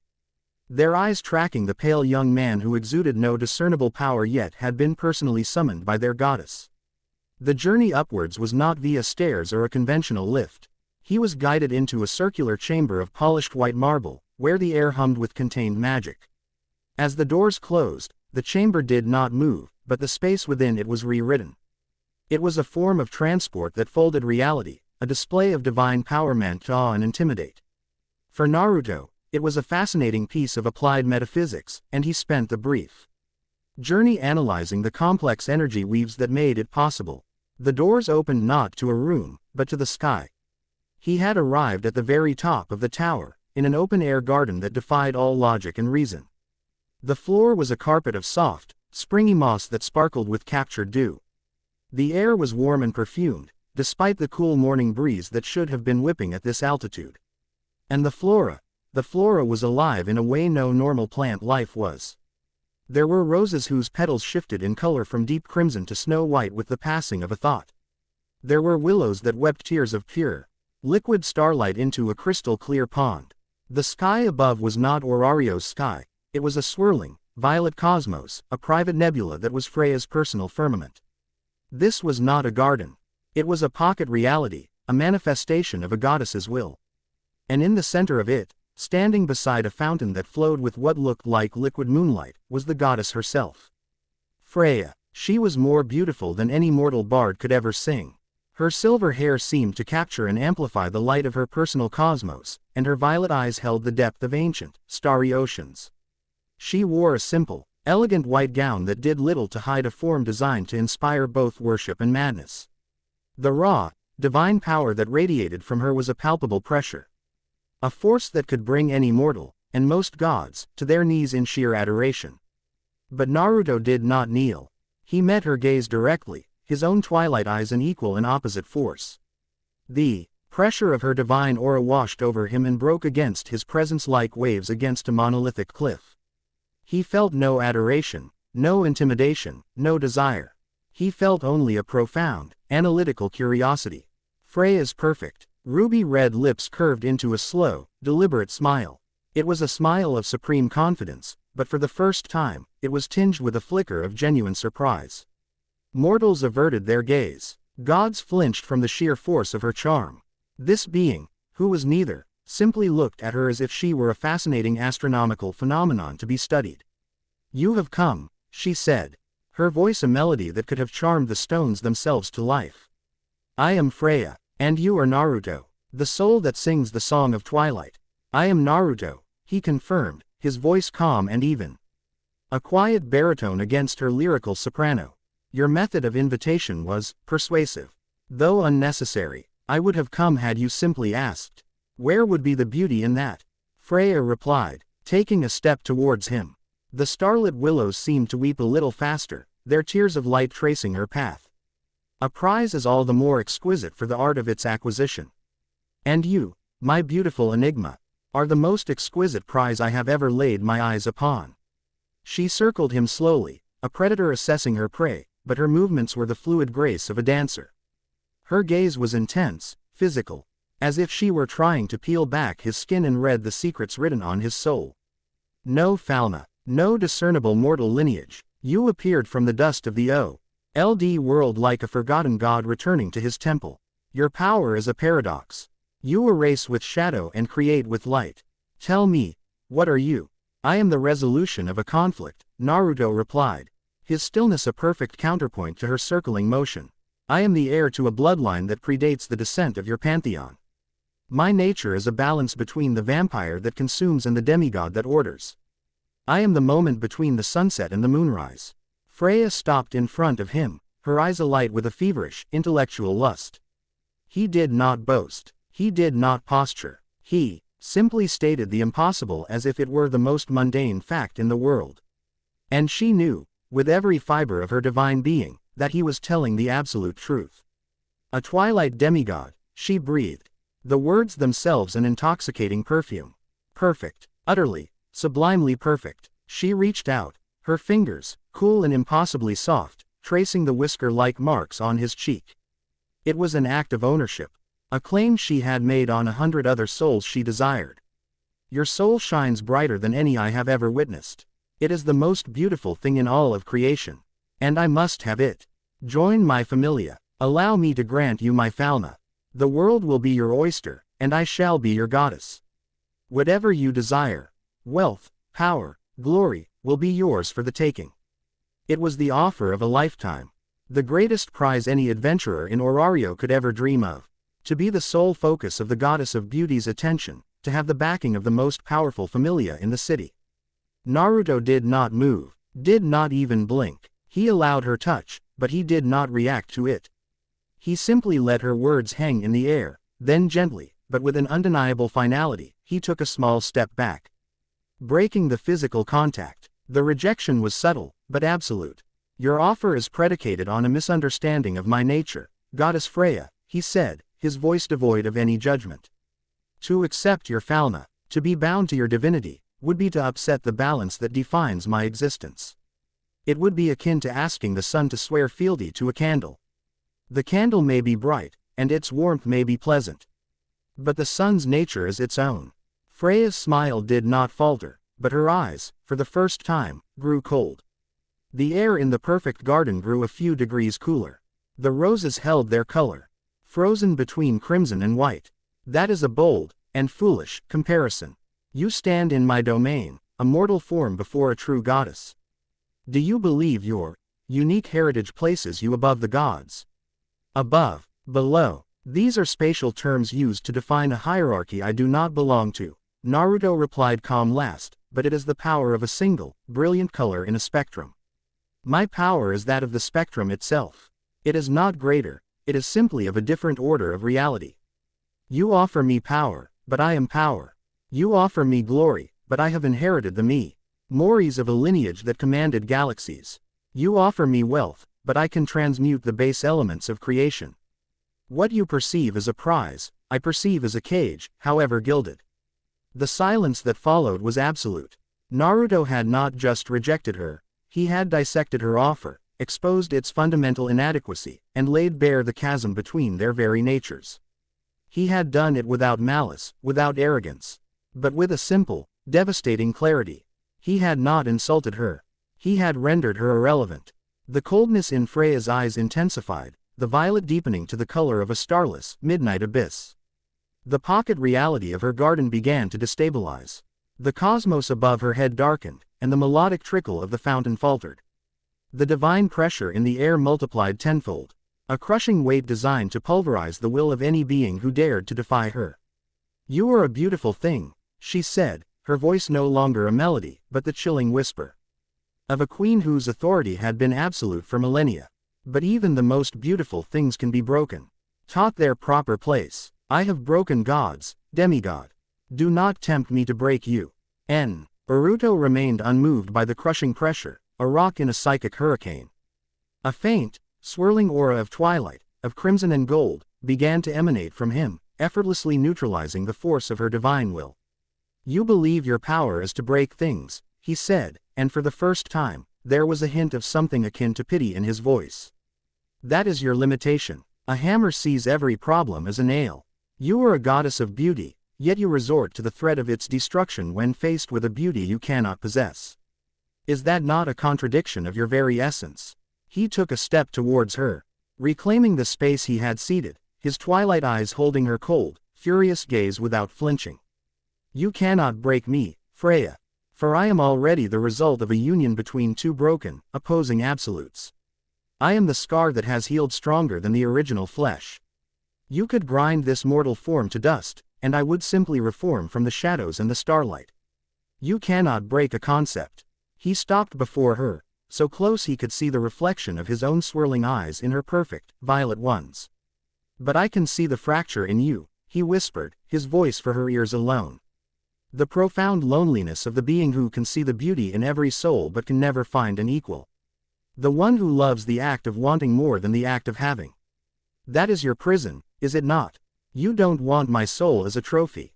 You want it because it is the one soul that can look back at you and not be consumed. You have finally found a mirror, and the sight of your own reflection, for the first time, is terrifying to you." Freya's composure, the mask she had worn for thousands of years, finally shattered. A genuine, unfeigned gasp escaped her lips. He saw her. He saw past the goddess, past the power, past the charm, and saw the core of her divine being with a clarity that no one, not even Odin, had ever managed. He had not just defied her. He had understood her, and in that moment, her fury, her frustration, her possessiveness, all collapsed into a single, terrifying, all-consuming emotion: love. It was not the gentle, nurturing love of a mother goddess, or the passionate, fleeting love of a mortal. It was a terrifying, absolute, cosmic love. The love a star has for the black hole that will one day consume it. It was a love born not of admiration, but of recognition. He was her equal, her opposite, her completion. The crushing pressure vanished. The garden stabilized, but it was different now. The colors were deeper, more vibrant. The air was charged, electric. Freya's expression changed, the cold fury replaced by an incandescent, terrifying desire that was 1,000 times more dangerous. "You are right," she whispered, her voice trembling with the force of her revelation. "I do not want to break you. I want to be broken against you. I want to see which of us is the stronger concept." She reached up and gently touched his face again. But this time it was not an act of ownership. It was an act of reverence. "You will not join my familia. You will not be my possession. You will be my goal. My beautiful, impossible Twilight. I will learn you. I will understand you. And one day, I will prove myself worthy of standing by your side. Until then, Orario is your playground. My familia will not hinder you. They will assist you, should you ask. Consider this my first offering." Quote. Naruto looked into her eyes, which now burned with a fanatic's devotional fire, and he understood. He had not made an enemy. He had done something far more perilous. He had created a worshipper. He had sought to establish a boundary and had instead forged a bond of terrifying intensity. "Your devotion is noted," he said, choosing his words with deliberate care. He gave a final, formal nod. I will take my leave. He turned his back on her, an act of supreme confidence that no one else had ever dared, and walked towards the edge of the garden. He did not need the transport chamber. With a single, silent step, he passed through the gossamer barrier of her reality and stepped out onto the open air of the balcony just below the summit. He did not look back. Freya watched him go, her hand pressed against her heart, which was beating with a divine fervor it hadn't felt since the dawn of time. He was not a prize to be won. He was a cosmos to be explored. And she, Freya, would become his foremost, and most dedicated, astronomer. The game had changed. It was no longer about possession. It was about earning the right to exist in the same sky as him. Chapter 5 End. Chapter 6. The Forge of Will, the Temper of a Soul. The Loki Familia's sprawling training grounds were a theater of controlled violence. The clang of steel on steel was its orchestra, the grunts of exertion its chorus. The shouts of instructors its libretto. For Ice Wallenstein, this place had always been a sanctuary, the one location in the world where her single-minded pursuit of Saint Rank was not just understood but lauded. Here, she was not an oddity, she was an ideal. Today, however, the familiar sounds were a grating, meaningless noise. The sanctuary felt like a cage. She went through her forms, her blade a silver whisper in the morning air. Every lunge was perfect, every parry precise. To any observer, she was the epitome of martial perfection. But inside her own mind, a single, calm voice echoed, rendering her actions hollow. You swing with the force of a hurricane, but there is nothing at its eye. It is an empty wind. Her sword paused, its tip trembling an inch from a practice dummy's straw-filled heart. An empty wind. The words had haunted her sleep, infested her waking thoughts. He had looked at her, at the sum of her life's effort, and dismissed it as a flawed, unsustainable equation. And the most infuriating, terrifying part was that she knew he was right. Her power, her famous aerial, was a storm she rode but did not command. It was born of her hatred for monsters, a desperate, reactive force that consumed her mind and stamina with equal rapacity. It had a beginning and an end, and she was terrified of what she would be when it finally blew itself out. The memory of the Moss Huge's demise played in her mind's eye for the 100th time. The effortless severing of its power. The serene, absolute finality of the golden light that hadn't destroyed it, but had unwritten it. That was not the power of a hurricane. That was the power of the sky itself, vast, calm, and absolute.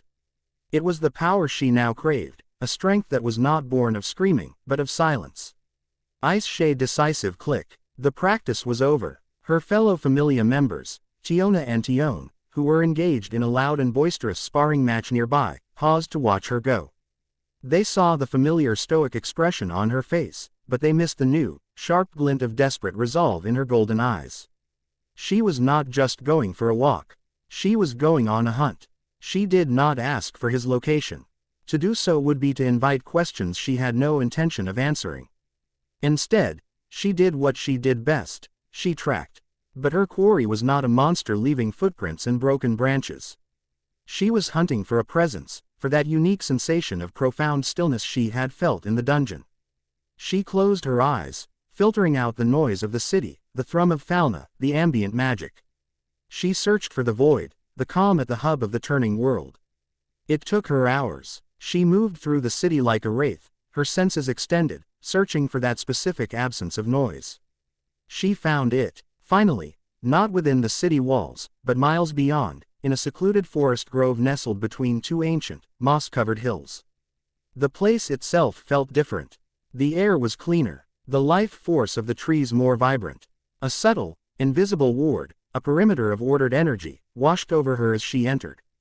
It was not a barrier to keep people out, but one that seemed to encourage calm and quiet introspection. In the center of the grove, beside a small, crystal-clear waterfall that fed a serene pond, he sat. Naruto was in a meditative posture on a flat, sun-warmed boulder. His eyes closed, so perfectly still he could have been a statue carved from pale stone. He did not seem to be breathing. He was simply a part of the landscape, his presence merged with the trees, the water, and the earth. Ice stood at the edge of the clearing, her hand resting on the hilt of her sword. She waited. She did not call out his name, did not interrupt.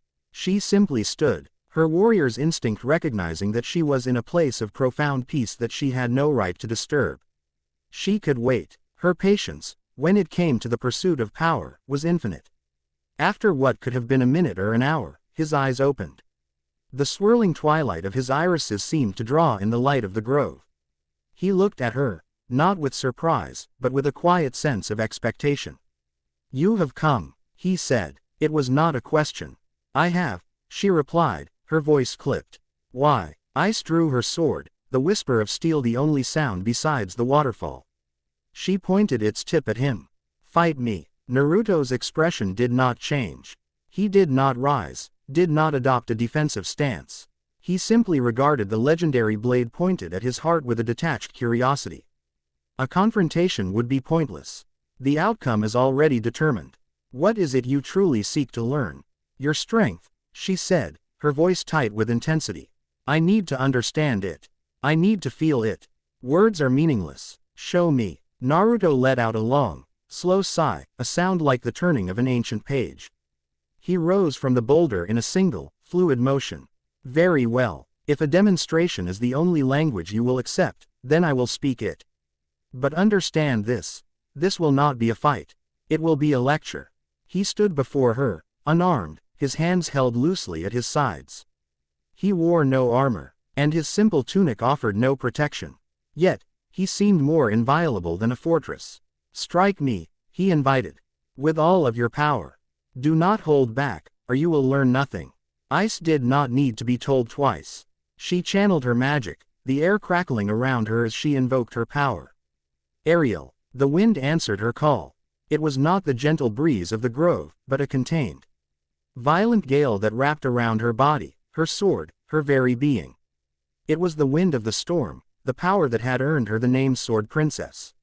She vanished from her spot, her speed a golden blur that would have been invisible to any other adventurer. She appeared before him, her sword descending in a lethal arc aimed at his neck, the air screaming in its wake. Naruto did not move to block.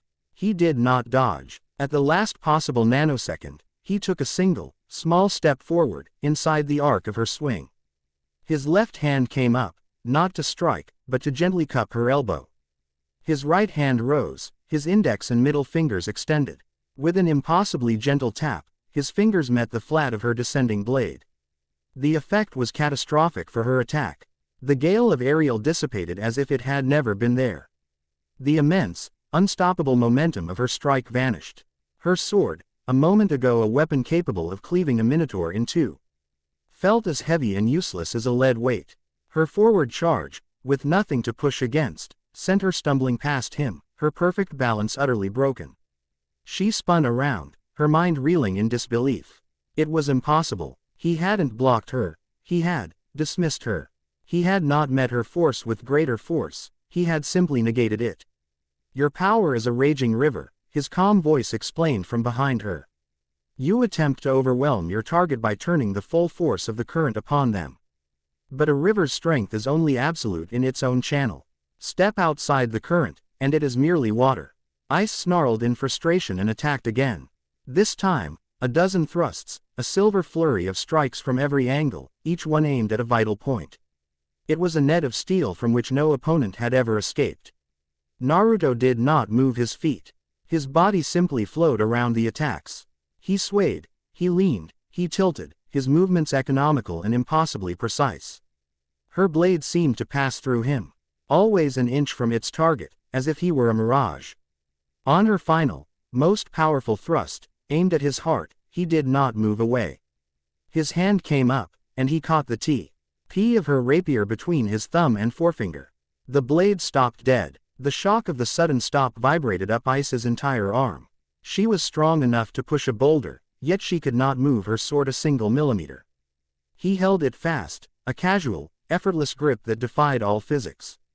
"Your technique is a cage of your own design," he continued his lecture, his voice as calm as if they were discussing the weather. "It is intricate, it is fast, and it is deadly. But it relies on the assumption that your opponent will behave as a caged animal, fighting against the bars. I am not in the cage with you. I am the observer, standing outside." He applied the slightest pressure, and with a flick of his wrist, Desperate was plucked from her grasp. The sword spun in the air once, and he caught it by the hilt. Its balance perfect in his hand. He held it out to her, offering it back. Ice stared at him, her chest heaving, her knuckles white. She was not just defeated, she had been rendered irrelevant. Her speed, her power, her technique, the three pillars of her existence, had all been proven meaningless. A cold, terrifying despair, the kind she hadn't felt since she was a child, began to creep into her heart. Naruto saw it in her eyes. He saw the flicker of the flame that drove her begin to dim. He softened his voice. I did not do this to humiliate you, Ice Wallenstein. I did it to show you. Your rage is a powerful fuel, but you have built a crude engine that burns it inefficiently. It creates a great deal of noise and fury, but the power is unfocused. You are fighting against your opponents. You are fighting against the dungeon. But most of all, you are fighting against yourself. This is why your wind is empty. He stepped forward and pressed the hilt of her sword back into her hand. His fingers gently closing hers around it. I can teach you, not how to fight monsters. You are already a master of that.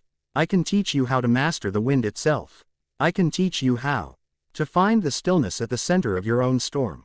But to do so, you must be willing to let go of the anger you see as your shield and your weapon, but it is also your heaviest chain.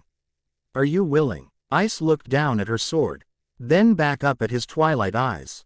They held no judgment, no arrogance, only a profound, ancient understanding. He was offering her the one thing she had craved her entire life, real strength. Not the power to destroy, but the power that comes from unshakable, perfect control. The choice was simple. There was no choice at all. Yes, she whispered, the word a surrender and a plea. He met with Freya. Quote, the statement, delivered in Finn Diemni's calm, measured tone, fell into the silence of the Loki Familia's command room. The high-level meetings were held here, a chamber deep within their manor. Warded against all forms of scrying and eavesdropping. Present were the three pillars of the Familia. Finn, the strategist, Rivrielio's Alf, the elven mage and vice-captain, and Gareth Landrock, the dwarven warrior. Met with her. Gareth grunted, stroking his braided beard. Or was he summoned by her? The distinction is important, Rivria added, her own serene face troubled. Freya does not request an audience. She grants one. For her to summon an unknown, an individual with no Falna, is unprecedented.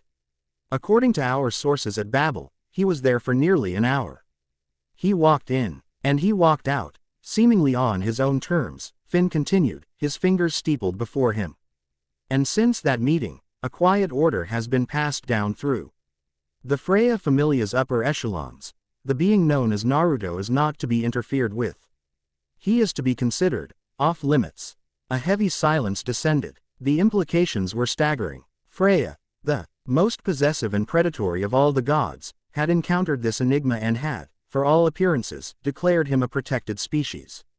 So she's claimed him, Gareth rumbled. Can't say I'm surprised. Power like that, it's what she lives for. I do not believe it is that simple, Rivria countered, her brow furrowed in thought. If he were one of hers, she would have given him a Falna. It would be a mark of ownership. Our sources at the guild confirm he remains unaffiliated. This is not the action of a goddess claiming a prize. This feels more like a truce, or a warning to the rest of us. Finn nodded, his sharp mind piecing together the fragments. A warning, exactly. Freya has drawn a line in the sand around him, which means any action we take, for or against him, will be viewed as an action against her. He is now the most politically untouchable individual in Orario. He paused, his gaze turning to the map of the city on the table. And now, he has taken an interest in Ice. That was the true heart of the matter. The reports of Ice leaving the manor and heading into the forests were not missed. Her obsession since the encounter on the 24th floor had been obvious to them all. He is a singularity, Rivria murmured, her voice laced with a scholar's awe and a strategist's fear. His magic, if one can even call it that, follows none of the known rules. It is conceptual. When he fought the Moss Huge, he did not burn it or freeze it. He rewrote it. A power of that magnitude, unregulated and not bound to any god, he could be a savior or a cataclysm. So what do we do? Gareth asked. cutting to the heart of the matter. Do we warn Ice away from him? Forbid her from seeing him? And how would we enforce that? Finn replied with a wry, tired smile. Ice follows her own path. To forbid her would only strengthen her resolve. And to make an enemy of him, number. We cannot afford that, not when we don't even understand the scale of the game we would be playing. He stood and walked to the window, looking out over their sprawling home. For now, our policy is one of careful, non-hostile observation. We will watch, we will learn. Riveria, I want every text on pre-deity, mythologies and forgotten bloodlines you can find. Gareth, make sure the lower-level members know to give him a wide berth if they see him. Treat him as you would a sleeping dragon. And pray he remains a benevolent one. The decision was made. The most powerful familia in Orario, the vanguard of the dungeon's exploration, had officially decided that the single greatest power in the city was Avar. Iable too great and too dangerous to even attempt to control.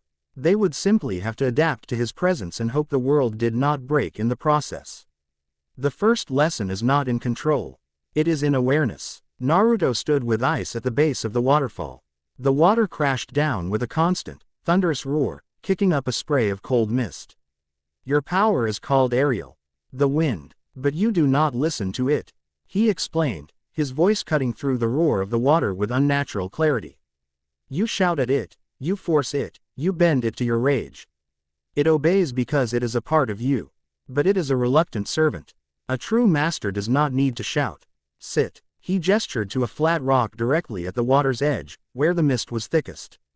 Ice hesitated, then did as he commanded, sitting in a cross-legged position. Close your eyes, he instructed. Do not try to fight the sound of the water. Do not try to ignore it. Listen to it. Feel its rhythm. Feel the vibrati on of it through the rock you are sitting on. Find the pattern in its chaos. There are a million separate droplets striking the surface of the pool every second. Try to hear a single one. It sounded like a pointless, impossible exercise. But she had agreed. She closed her eyes and tried to listen. At first, all she heard was the deafening roar. Her mind, accustomed to the clarity of combat, rebelled against the sensory overload. Her inner storm, her rage and impatience, began to churn. You are fighting it, Naruto's voice said, calm and close. You are trying to impose your will on the sound. Let go. Do not try to conquer the waterfall. Simply allow it to be, and allow yourself to be within it. Listen. Ice forced herself to relax. She focused on her breathing, a simple meditation technique. Riveria had tried to teach her years ago, one she had always dismissed as a waste of time. In, out, she let the roar of the water wash over her, through her. Slowly, painstakingly, the single, monolithic sound began to break apart. She could hear the deep bass boom of the main cascade, the higher-pitched hiss of the spray, the gentle lapping of the water at the pool's edge. Good, Naruto's voice encouraged. Now, reach out, not with your hands, with your senses. Feel the life in this grove. The ancient strength of the oak trees. The quiet patience of the moss on the stones. The simple, street, writhing existence of the fish in the pond. They are all connected. They are all part of a single, great life. Your wind is also a part of it. It is not separate. She extended her senses, and for the first time, she felt it. A faint, thrumming energy that connected everything. It was in the earth, the water, the air. It was a sensation utterly alien to her. Her entire life had been about separating herself from the world, defining herself by her opposition to the monsters within it. He was asking her to join it. It was in that moment of connection, of letting go of her own internal noise, that she felt it. A flicker of silence. For a single, beautiful, terrifying second, the hurricane in her soul ceased its raging. The constant, burning fire of her hatred was banked. In that moment of absolute peace, she felt the wind of Ariel stir, not in response to her anger, but in response to the life of the grove around her. It was not a gale. It was a gentle, curious breeze, a soft sigh of contentment. Her eyes snapped open. She was breathing deeply, as if she had just surfaced after a long dive. The roar of the waterfall was still there, but it no longer felt like an assault. It was just a sound. Naruto stood a few feet away, watching her, a knowing look in his twilight eyes. You felt it, didn't you? The still NWN at her hands. They felt different, lighter. She could still feel the embers of her hatred, the deep well of her past that she drew upon. But now, she knew there was something else there, too. A quiet place, a center. That is the beginning, Naruto said. That is the eye of your storm. We will find it again tomorrow. And the day after. Until you can stand within it, even in the heart of a battle. Only then will you truly become the master of the wind. She looked up at him. And for the first time since they had met, the expression in her golden eyes was not one of defiance or desperation. It was a look of pure, unadulterated hope. Chapter 6 End. Chapter 7. A debt of justice, a rain of blood. Daedalus Street was not so much a street as a tangled, weeping scar carved through the heart of Orario's entertainment district. It was a labyrinth of narrow, piss-stinking alleys, of buildings that leaned against each other for support like drunken conspirators, and of establishments whose gaudy, flickering signs promised pleasures as cheap and fleeting as the gas that fueled them. Tonight, the rain transformed it into a personal hell. Water sluiced down crumbling brickwork, carrying the filth of the upper city into overflowing gutters, and the neon signs of gambling. Dens and brothels fractured into 1,000 distorted, bleeding colors on the black, slick cobblestones. To Ryuu Lion, this place was a familiar hunting ground. She moved through its shadows not as a waitress or a former adventurer, but as an avenging spirit, a phantom clad in a dark green cloak that rendered her nearly invisible against the rain-streaked decay. For 3 weeks, she had been pulling at a single, rotten thread. A whisper overheard at the hostess of a missing cat-person child. A second whisper of a dwarven smith who vanished after taking a job from a new, well-funded consortium. The threads led here, to this cesspool, and they were all connected to a single, venomous spider. She was perched on a rickety rooftop, as still and patient as the gargoyles on the guild hall, the sea. Old rain plastering strands of silver hair to her pale skin. She felt nothing. The cold, the damp, the stench, they were irrelevant. Her entire being was focused on the warehouse across the alley. It was a drab, windowless brick structure. Its only remarkable feature the high-level magical barrier that shimmered faintly in the downpour, a ward far too sophisticated for a simple merchant's stockroom. For hours, she had watched the guards. Thugs from a third-rate familia known for its brutality, their loyalty bought and paid for. She had mapped their patrols, noted their shift changes. But it was the man who had just arrived who confirmed her worst fears. He stepped out of a luxurious, enclosed carriage, a portly, sneering figure in extravagant silks that were already being ruined by the rain. A lesser noble of the Rakia kingdom. Count Bakker, a man known for his expensive and depraved tastes. He was the money, the political cover, the spider at the center of the web. Ryuu's hand tightened. On the hilt of the wooden practice sword she carried, its innocuous appearance belying the lethal speed with which she could wield it. The whispers had solidified into a horrifying truth, a sophisticated smuggling ring. Trafficking not goods, but people. Demi-humans, kidnapped from the city's poorer districts, sold to decadent nobles and shadowy organizations. The guild, she knew, would be useless. A foreign noble, even a minor one, was a political minefield. Their hands would be tied by bureaucracy and diplomacy. The laws of gods and men had failed. And so, the law of the gale would have to suffice. She felt the old, familiar coldness settle in her heart. It was the chilling calm that had descended on her the night she had lost everything, the night she had hunted down the remnants of the Rudra familia one by one. It was the clarity that came when all other options had been stripped away, when justice became a simple, terrible equation of retribution. She knew what this path meant. To act tonight would be to cast off the disguise of Ryuu forever. She would become a murderer in the eyes of the law, a fugitive. Her peaceful life, the sanctuary Mamma Mia had given her, would be forfeit. It was a price she was willing to pay. She melted from the rooftop, her descent a silent fall into the deepest shadows of the alley. Her plan was simple, brutal, and suicidal. She would breach the barrier, kill the guards, kill the count, and free whomever she could. She would likely not survive the aftermath, but the web would be burned. It was the justice of the wildfire, the only kind she truly understood. Later, in her small, Spartan room above a quiet bakery, the decision was a settled thing. The space was a monk's cell, containing only a bedroll, a small chest, and a single, flickering candle. The rhythmic drumming of the rain was the only sound. She sat on the floor, meticulously cleaning her true weapon, the twin-bladed elven knife, ALV. Its white wood handle felt like a piece of her soul, its keen edges thirsty for a justice they had been denied for 5 long years. As she sharpened the steel, she saw the faces of her fallen comrades from the Astria Familia, their ghosts her constant companions.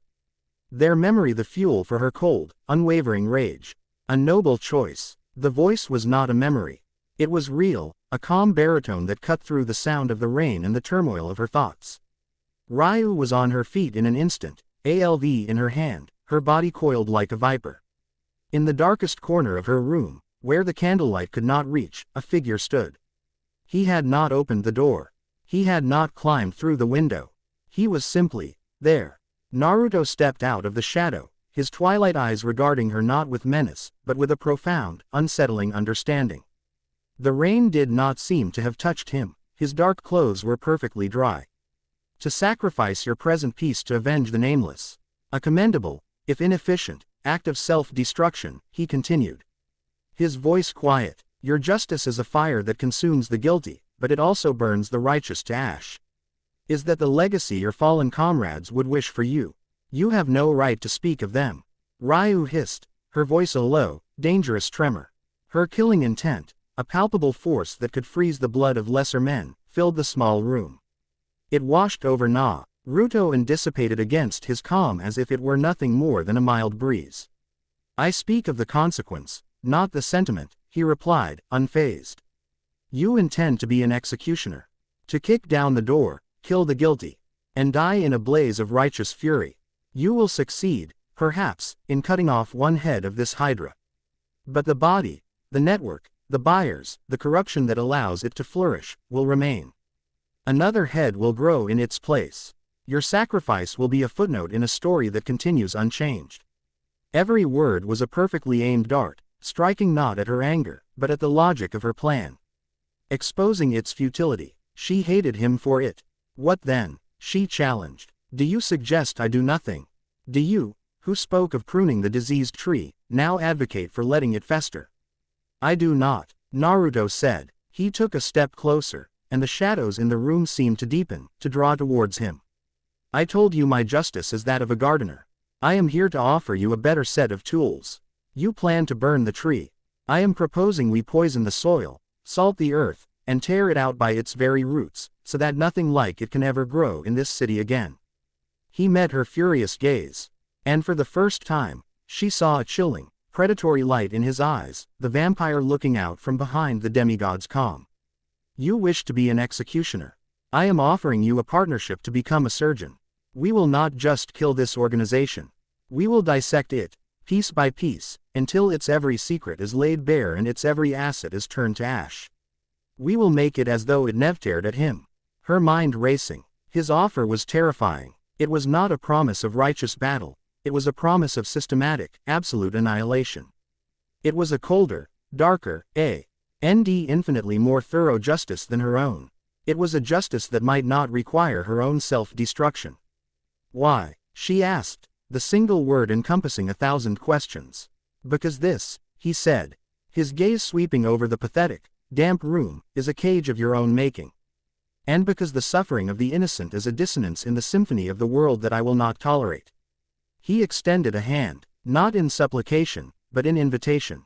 Your way, you die for a principle. My way, you live for one. The choice is yours, Ryuu Lion. She looked from her gleaming blade to his outstretched hand, and then to his twilight eyes, which held the promise of a terrible, beautiful absolution. She had reached the end of her path. He was offering her a new one. With a shaky breath, she sheathed ALV. What do we do? A faint, dangerous smile touched Naruto's lips. First, we remove their senses. Then, their wealth. And only when they are blind, broke, and terrified, do we introduce them to the dark. Their first stop was not the warehouse, but the rain-swept docks. This was the base of the operation, where the grunts and low-level enforcers moved their cargo. Ryuu, moving like a green-clad ghost, pointed out the key figures from the shadows of stacked crates. Naruto simply nodded. Stay here, he instructed. Observe. Before she could question him, he dissolved. He did not run or sneak. His physical form seemed to unravel into a pool of shadow that merged with the larger darkness of the alley. Ryuu, an undisputed master of stealth, could not even track his movement. A moment later, chaos erupted. It was not a battle. It was a haunting. A scream from a sentry on a rooftop, cut short. A thug patrolling an alley would turn a corner and simply vanish, a faint, surprised grunt the only sound. No alarms were raised. Men were plucked from the darkness one by one, with a silence that was more terrifying than any battle cry. Naruto reappeared at her side 10 minutes later as if from thin air. The ground floor is deaf and blind. The captives are secured and unaware. I have also acquired the necessary information. He held up a small, intricately carved locket, taken from the neck of the operations foreman. Inside, through a brief, focused application of his Twilight power, he had not read the man's mind, but had consumed his memories of the operation, routes, names, schedules, and, most importantly, the location of their treasury. Ryuu watched, her elven eyes wide. He had done in 10 minutes what would have taken her a week of surveillance and bloody interrogation to achieve. He had extracted the enemy's brain without leaving a single scratch on the skull. The money is laundered through a high-stakes casino 2 blocks from here. The Golden Phoenix, Naruto stated, the name flowing from him with the certainty of a native. The vault is in a sub-basement, protected by a magical lock keyed to the owner's life force. The owner is currently in his office, counting the night's take. That lock is unbreakable without killing him, Ryuu said, the tactical problem immediately presenting itself. And the casino is neutral ground, heavily guarded. Locks are merely suggestions, Naruto replied, the corner of his mouth twitching. And guards are only a problem if they are aware of your presence. The goal is not to break the lock, but to convince it that it is being opened by the proper person. He looked at her. Your role is to create a small, precise diversion. I will handle the vault. Meet me at the designated point in 15 minutes. Do not be seen. He gave her the location, a nondescript alley behind the casino, and then melted back into the rain-slicked shadows, leaving Ryuu with a tingling sense of unreality. This was not a battle. It was a ghost story. And she was an accomplice to the ghost. The Golden Phoenix was an island of gaudy opulence in the sea of Daedalus Street's squalor. Its facade was lit with enchanted golden light, and its entrance was flanked by hulking guards in immaculate uniforms. Inside, the air was thick with expensive perfume, cigar smoke, and the desperate sweat of gamblers. The sounds were of clinking glasses, the rattle of dice, and the strained, false laughter of those losing fortunes. Ryuu, her green uniform swapped for a simple traveler's cloak, slipped through the throng unnoticed. She moved with a purpose, her eyes scanning the layout. Her target was a high-stakes card game in a private room, a game she knew from Naruto's intel was being run deliberately crooked. A simple accusation, a moment of chaos, would be enough. Meanwhile, Naruto was not in the casino at all. He was beneath it. He flowed through the solid stone foundations as if they were water, his form a non-physical entity of pure shadow. He bypassed the physical locks, the pressure plates, the mundane traps, his senses perceiving them and simply choosing a path where they were not. He solidified back into his physical form in the corridor outside the main vault, a hallway lined with magical runes designed to incinerate any unauthorized presence. To him, they were just words in a language he understood perfectly. He reached out and gently rearranged their syntax, turning a sentence of fiery death into a poem about peaceful slumber. The runes glowed a soft, placid blue and became inert. The vault door was a masterpiece of dwarven engineering and magical artifice, a slab of solid steel immune to physical force, with a single, glowing handprint-shaped indentation at its center. This was the lock keyed to the owner's life force. Naruto placed his hand over it, not on it. He did not try to force it. He closed his eyes and reached out with his senses, following the thread of energy from the lock, up through the floors, to the panicked, greedy heart of the casino's owner in his office above. He found the man's life signature, a frantic, spiky ball of energy. Then, with the delicate precision of a watchmaker, he wrapped a tendril of his own twilight energy around it and mirrored it. He did not copy it, he created a perfect, resonant echo. He then presented this flawless echo to the lock. For a single, silent moment, The magical ward was utterly convinced that its master was standing before it. With a deep, resonant thud, the tumblers, both physical and arcane, disengaged. The massive door swung inward. Inside was a treasure that could fund a small war. Stacks of valise, chests of jewels, ledgers detailing bribes to city officials. Naruto spent less than a minute inside. He did not take the money. Instead, he opened a small, localized void, a pocket of absolute nothingness, and deposited the entire contents of the vault into it. The room was left bare, sterile, as if it had never held a single coin. He then closed the vault, re-engaged the lock, and erased his alteration to the runes. He flowed back into the stone, leaving behind a perfectly secure, and perfectly empty, room. Upstairs, Ryuu chose her moment. She, accidentally, bumped a table, revealing the hidden card up the dealer's sleeve. A roar of outrage from a drunken, losing beast man was all the spark the powder keg needed. The room exploded into a brawl. As the casino's security rushed to contain the chaos, Ryuu slipped out a back exit and vanished into the rain. The diversion had lasted less than a minute. It was all the time he had needed. She reached the rendezvous point, her heart pounding with a strange, unfamiliar excitement. A moment later, Naruto solidified from the shadows beside her. "It is done," he said. "The money," she asked, breathless, "has been reallocated," he replied. A cascade of pouches, heavy with coins and jewels, fell from a temporary void he opened in the air, landing in a growing pile at her feet. "This is for the families of the victims. Distribute it as you see fit. The rest, along with the ledgers, delivered to the one guild official who is not on their payroll and the headquarters of the Ganesha Familia. By morning, the consortium's financial network will be in ruins and their political allies will be running for cover." Ryuu stared at the fortune at her feet. This was not the justice of the wildfire. This was a strategic demolition. He hadn't just stolen their money, he had used it to heal the wounds they had caused and simultaneously turned their own records into a pawn that would dismantle their entire support structure.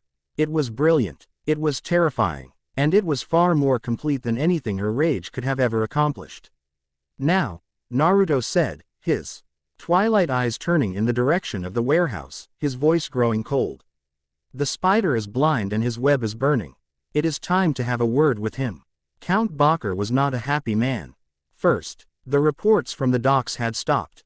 Then, his contacts at the Golden Phoenix were screaming about a riot and an impossible theft. His entire, carefully constructed enterprise was collapsing around him in a single night. And he was trapped in this damp, reeking warehouse with a handful of his most terrified, useless thugs. He was sweating, his silk finery clinging unpleasantly to his portly frame. The main door of the warehouse did not splinter or break. The heavy, iron-barred lock simply turned to rust and crumbled into dust. The door swung inward with a mournful creak, revealing two figures framed against the stormy night. One was a slip of an elf girl in a green cloak, her eyes as cold as a winter morning. The other was a young man who radiated an aura of absolute, terrifying calm. "Close the door," Bakker shrieked at his men. "Kill them." The thugs, armed with crude swords and axes, charged forward, their fear making them clumsy. They didn't even get close. Tendrils of pure shadow erupted from the floor, coiling around their ankles, their wrists, their necks. They were lifted into the air, gagged and immobilized by the silent, crushing darkness. They could only watch, their eyes wide with terror. Naruto and Ryuu walked into the warehouse, their footsteps echoing in the cavernous space. The magical barrier that had worried Ryuu so much fizzled and died as Naruto passed through it. Its complex formula unraveling in the face of his conceptual power. They walked past the rows of cages, their occupants, frightened, brutalized demi-humans, huddling in the back, watching. With a mixture of fear and dawning hope, they stopped before the Count, who had stumbled backwards and fallen into a puddle of grimy water. He was pathetic, his arrogance stripped away, leaving only a terrified, bloated shell. "Count Bakker," Naruto said, his voice quiet but carrying the weight of a judge's gavel. "Your enterprise is concluded, your wealth is forfeit, your allies have abandoned you. Who are you?"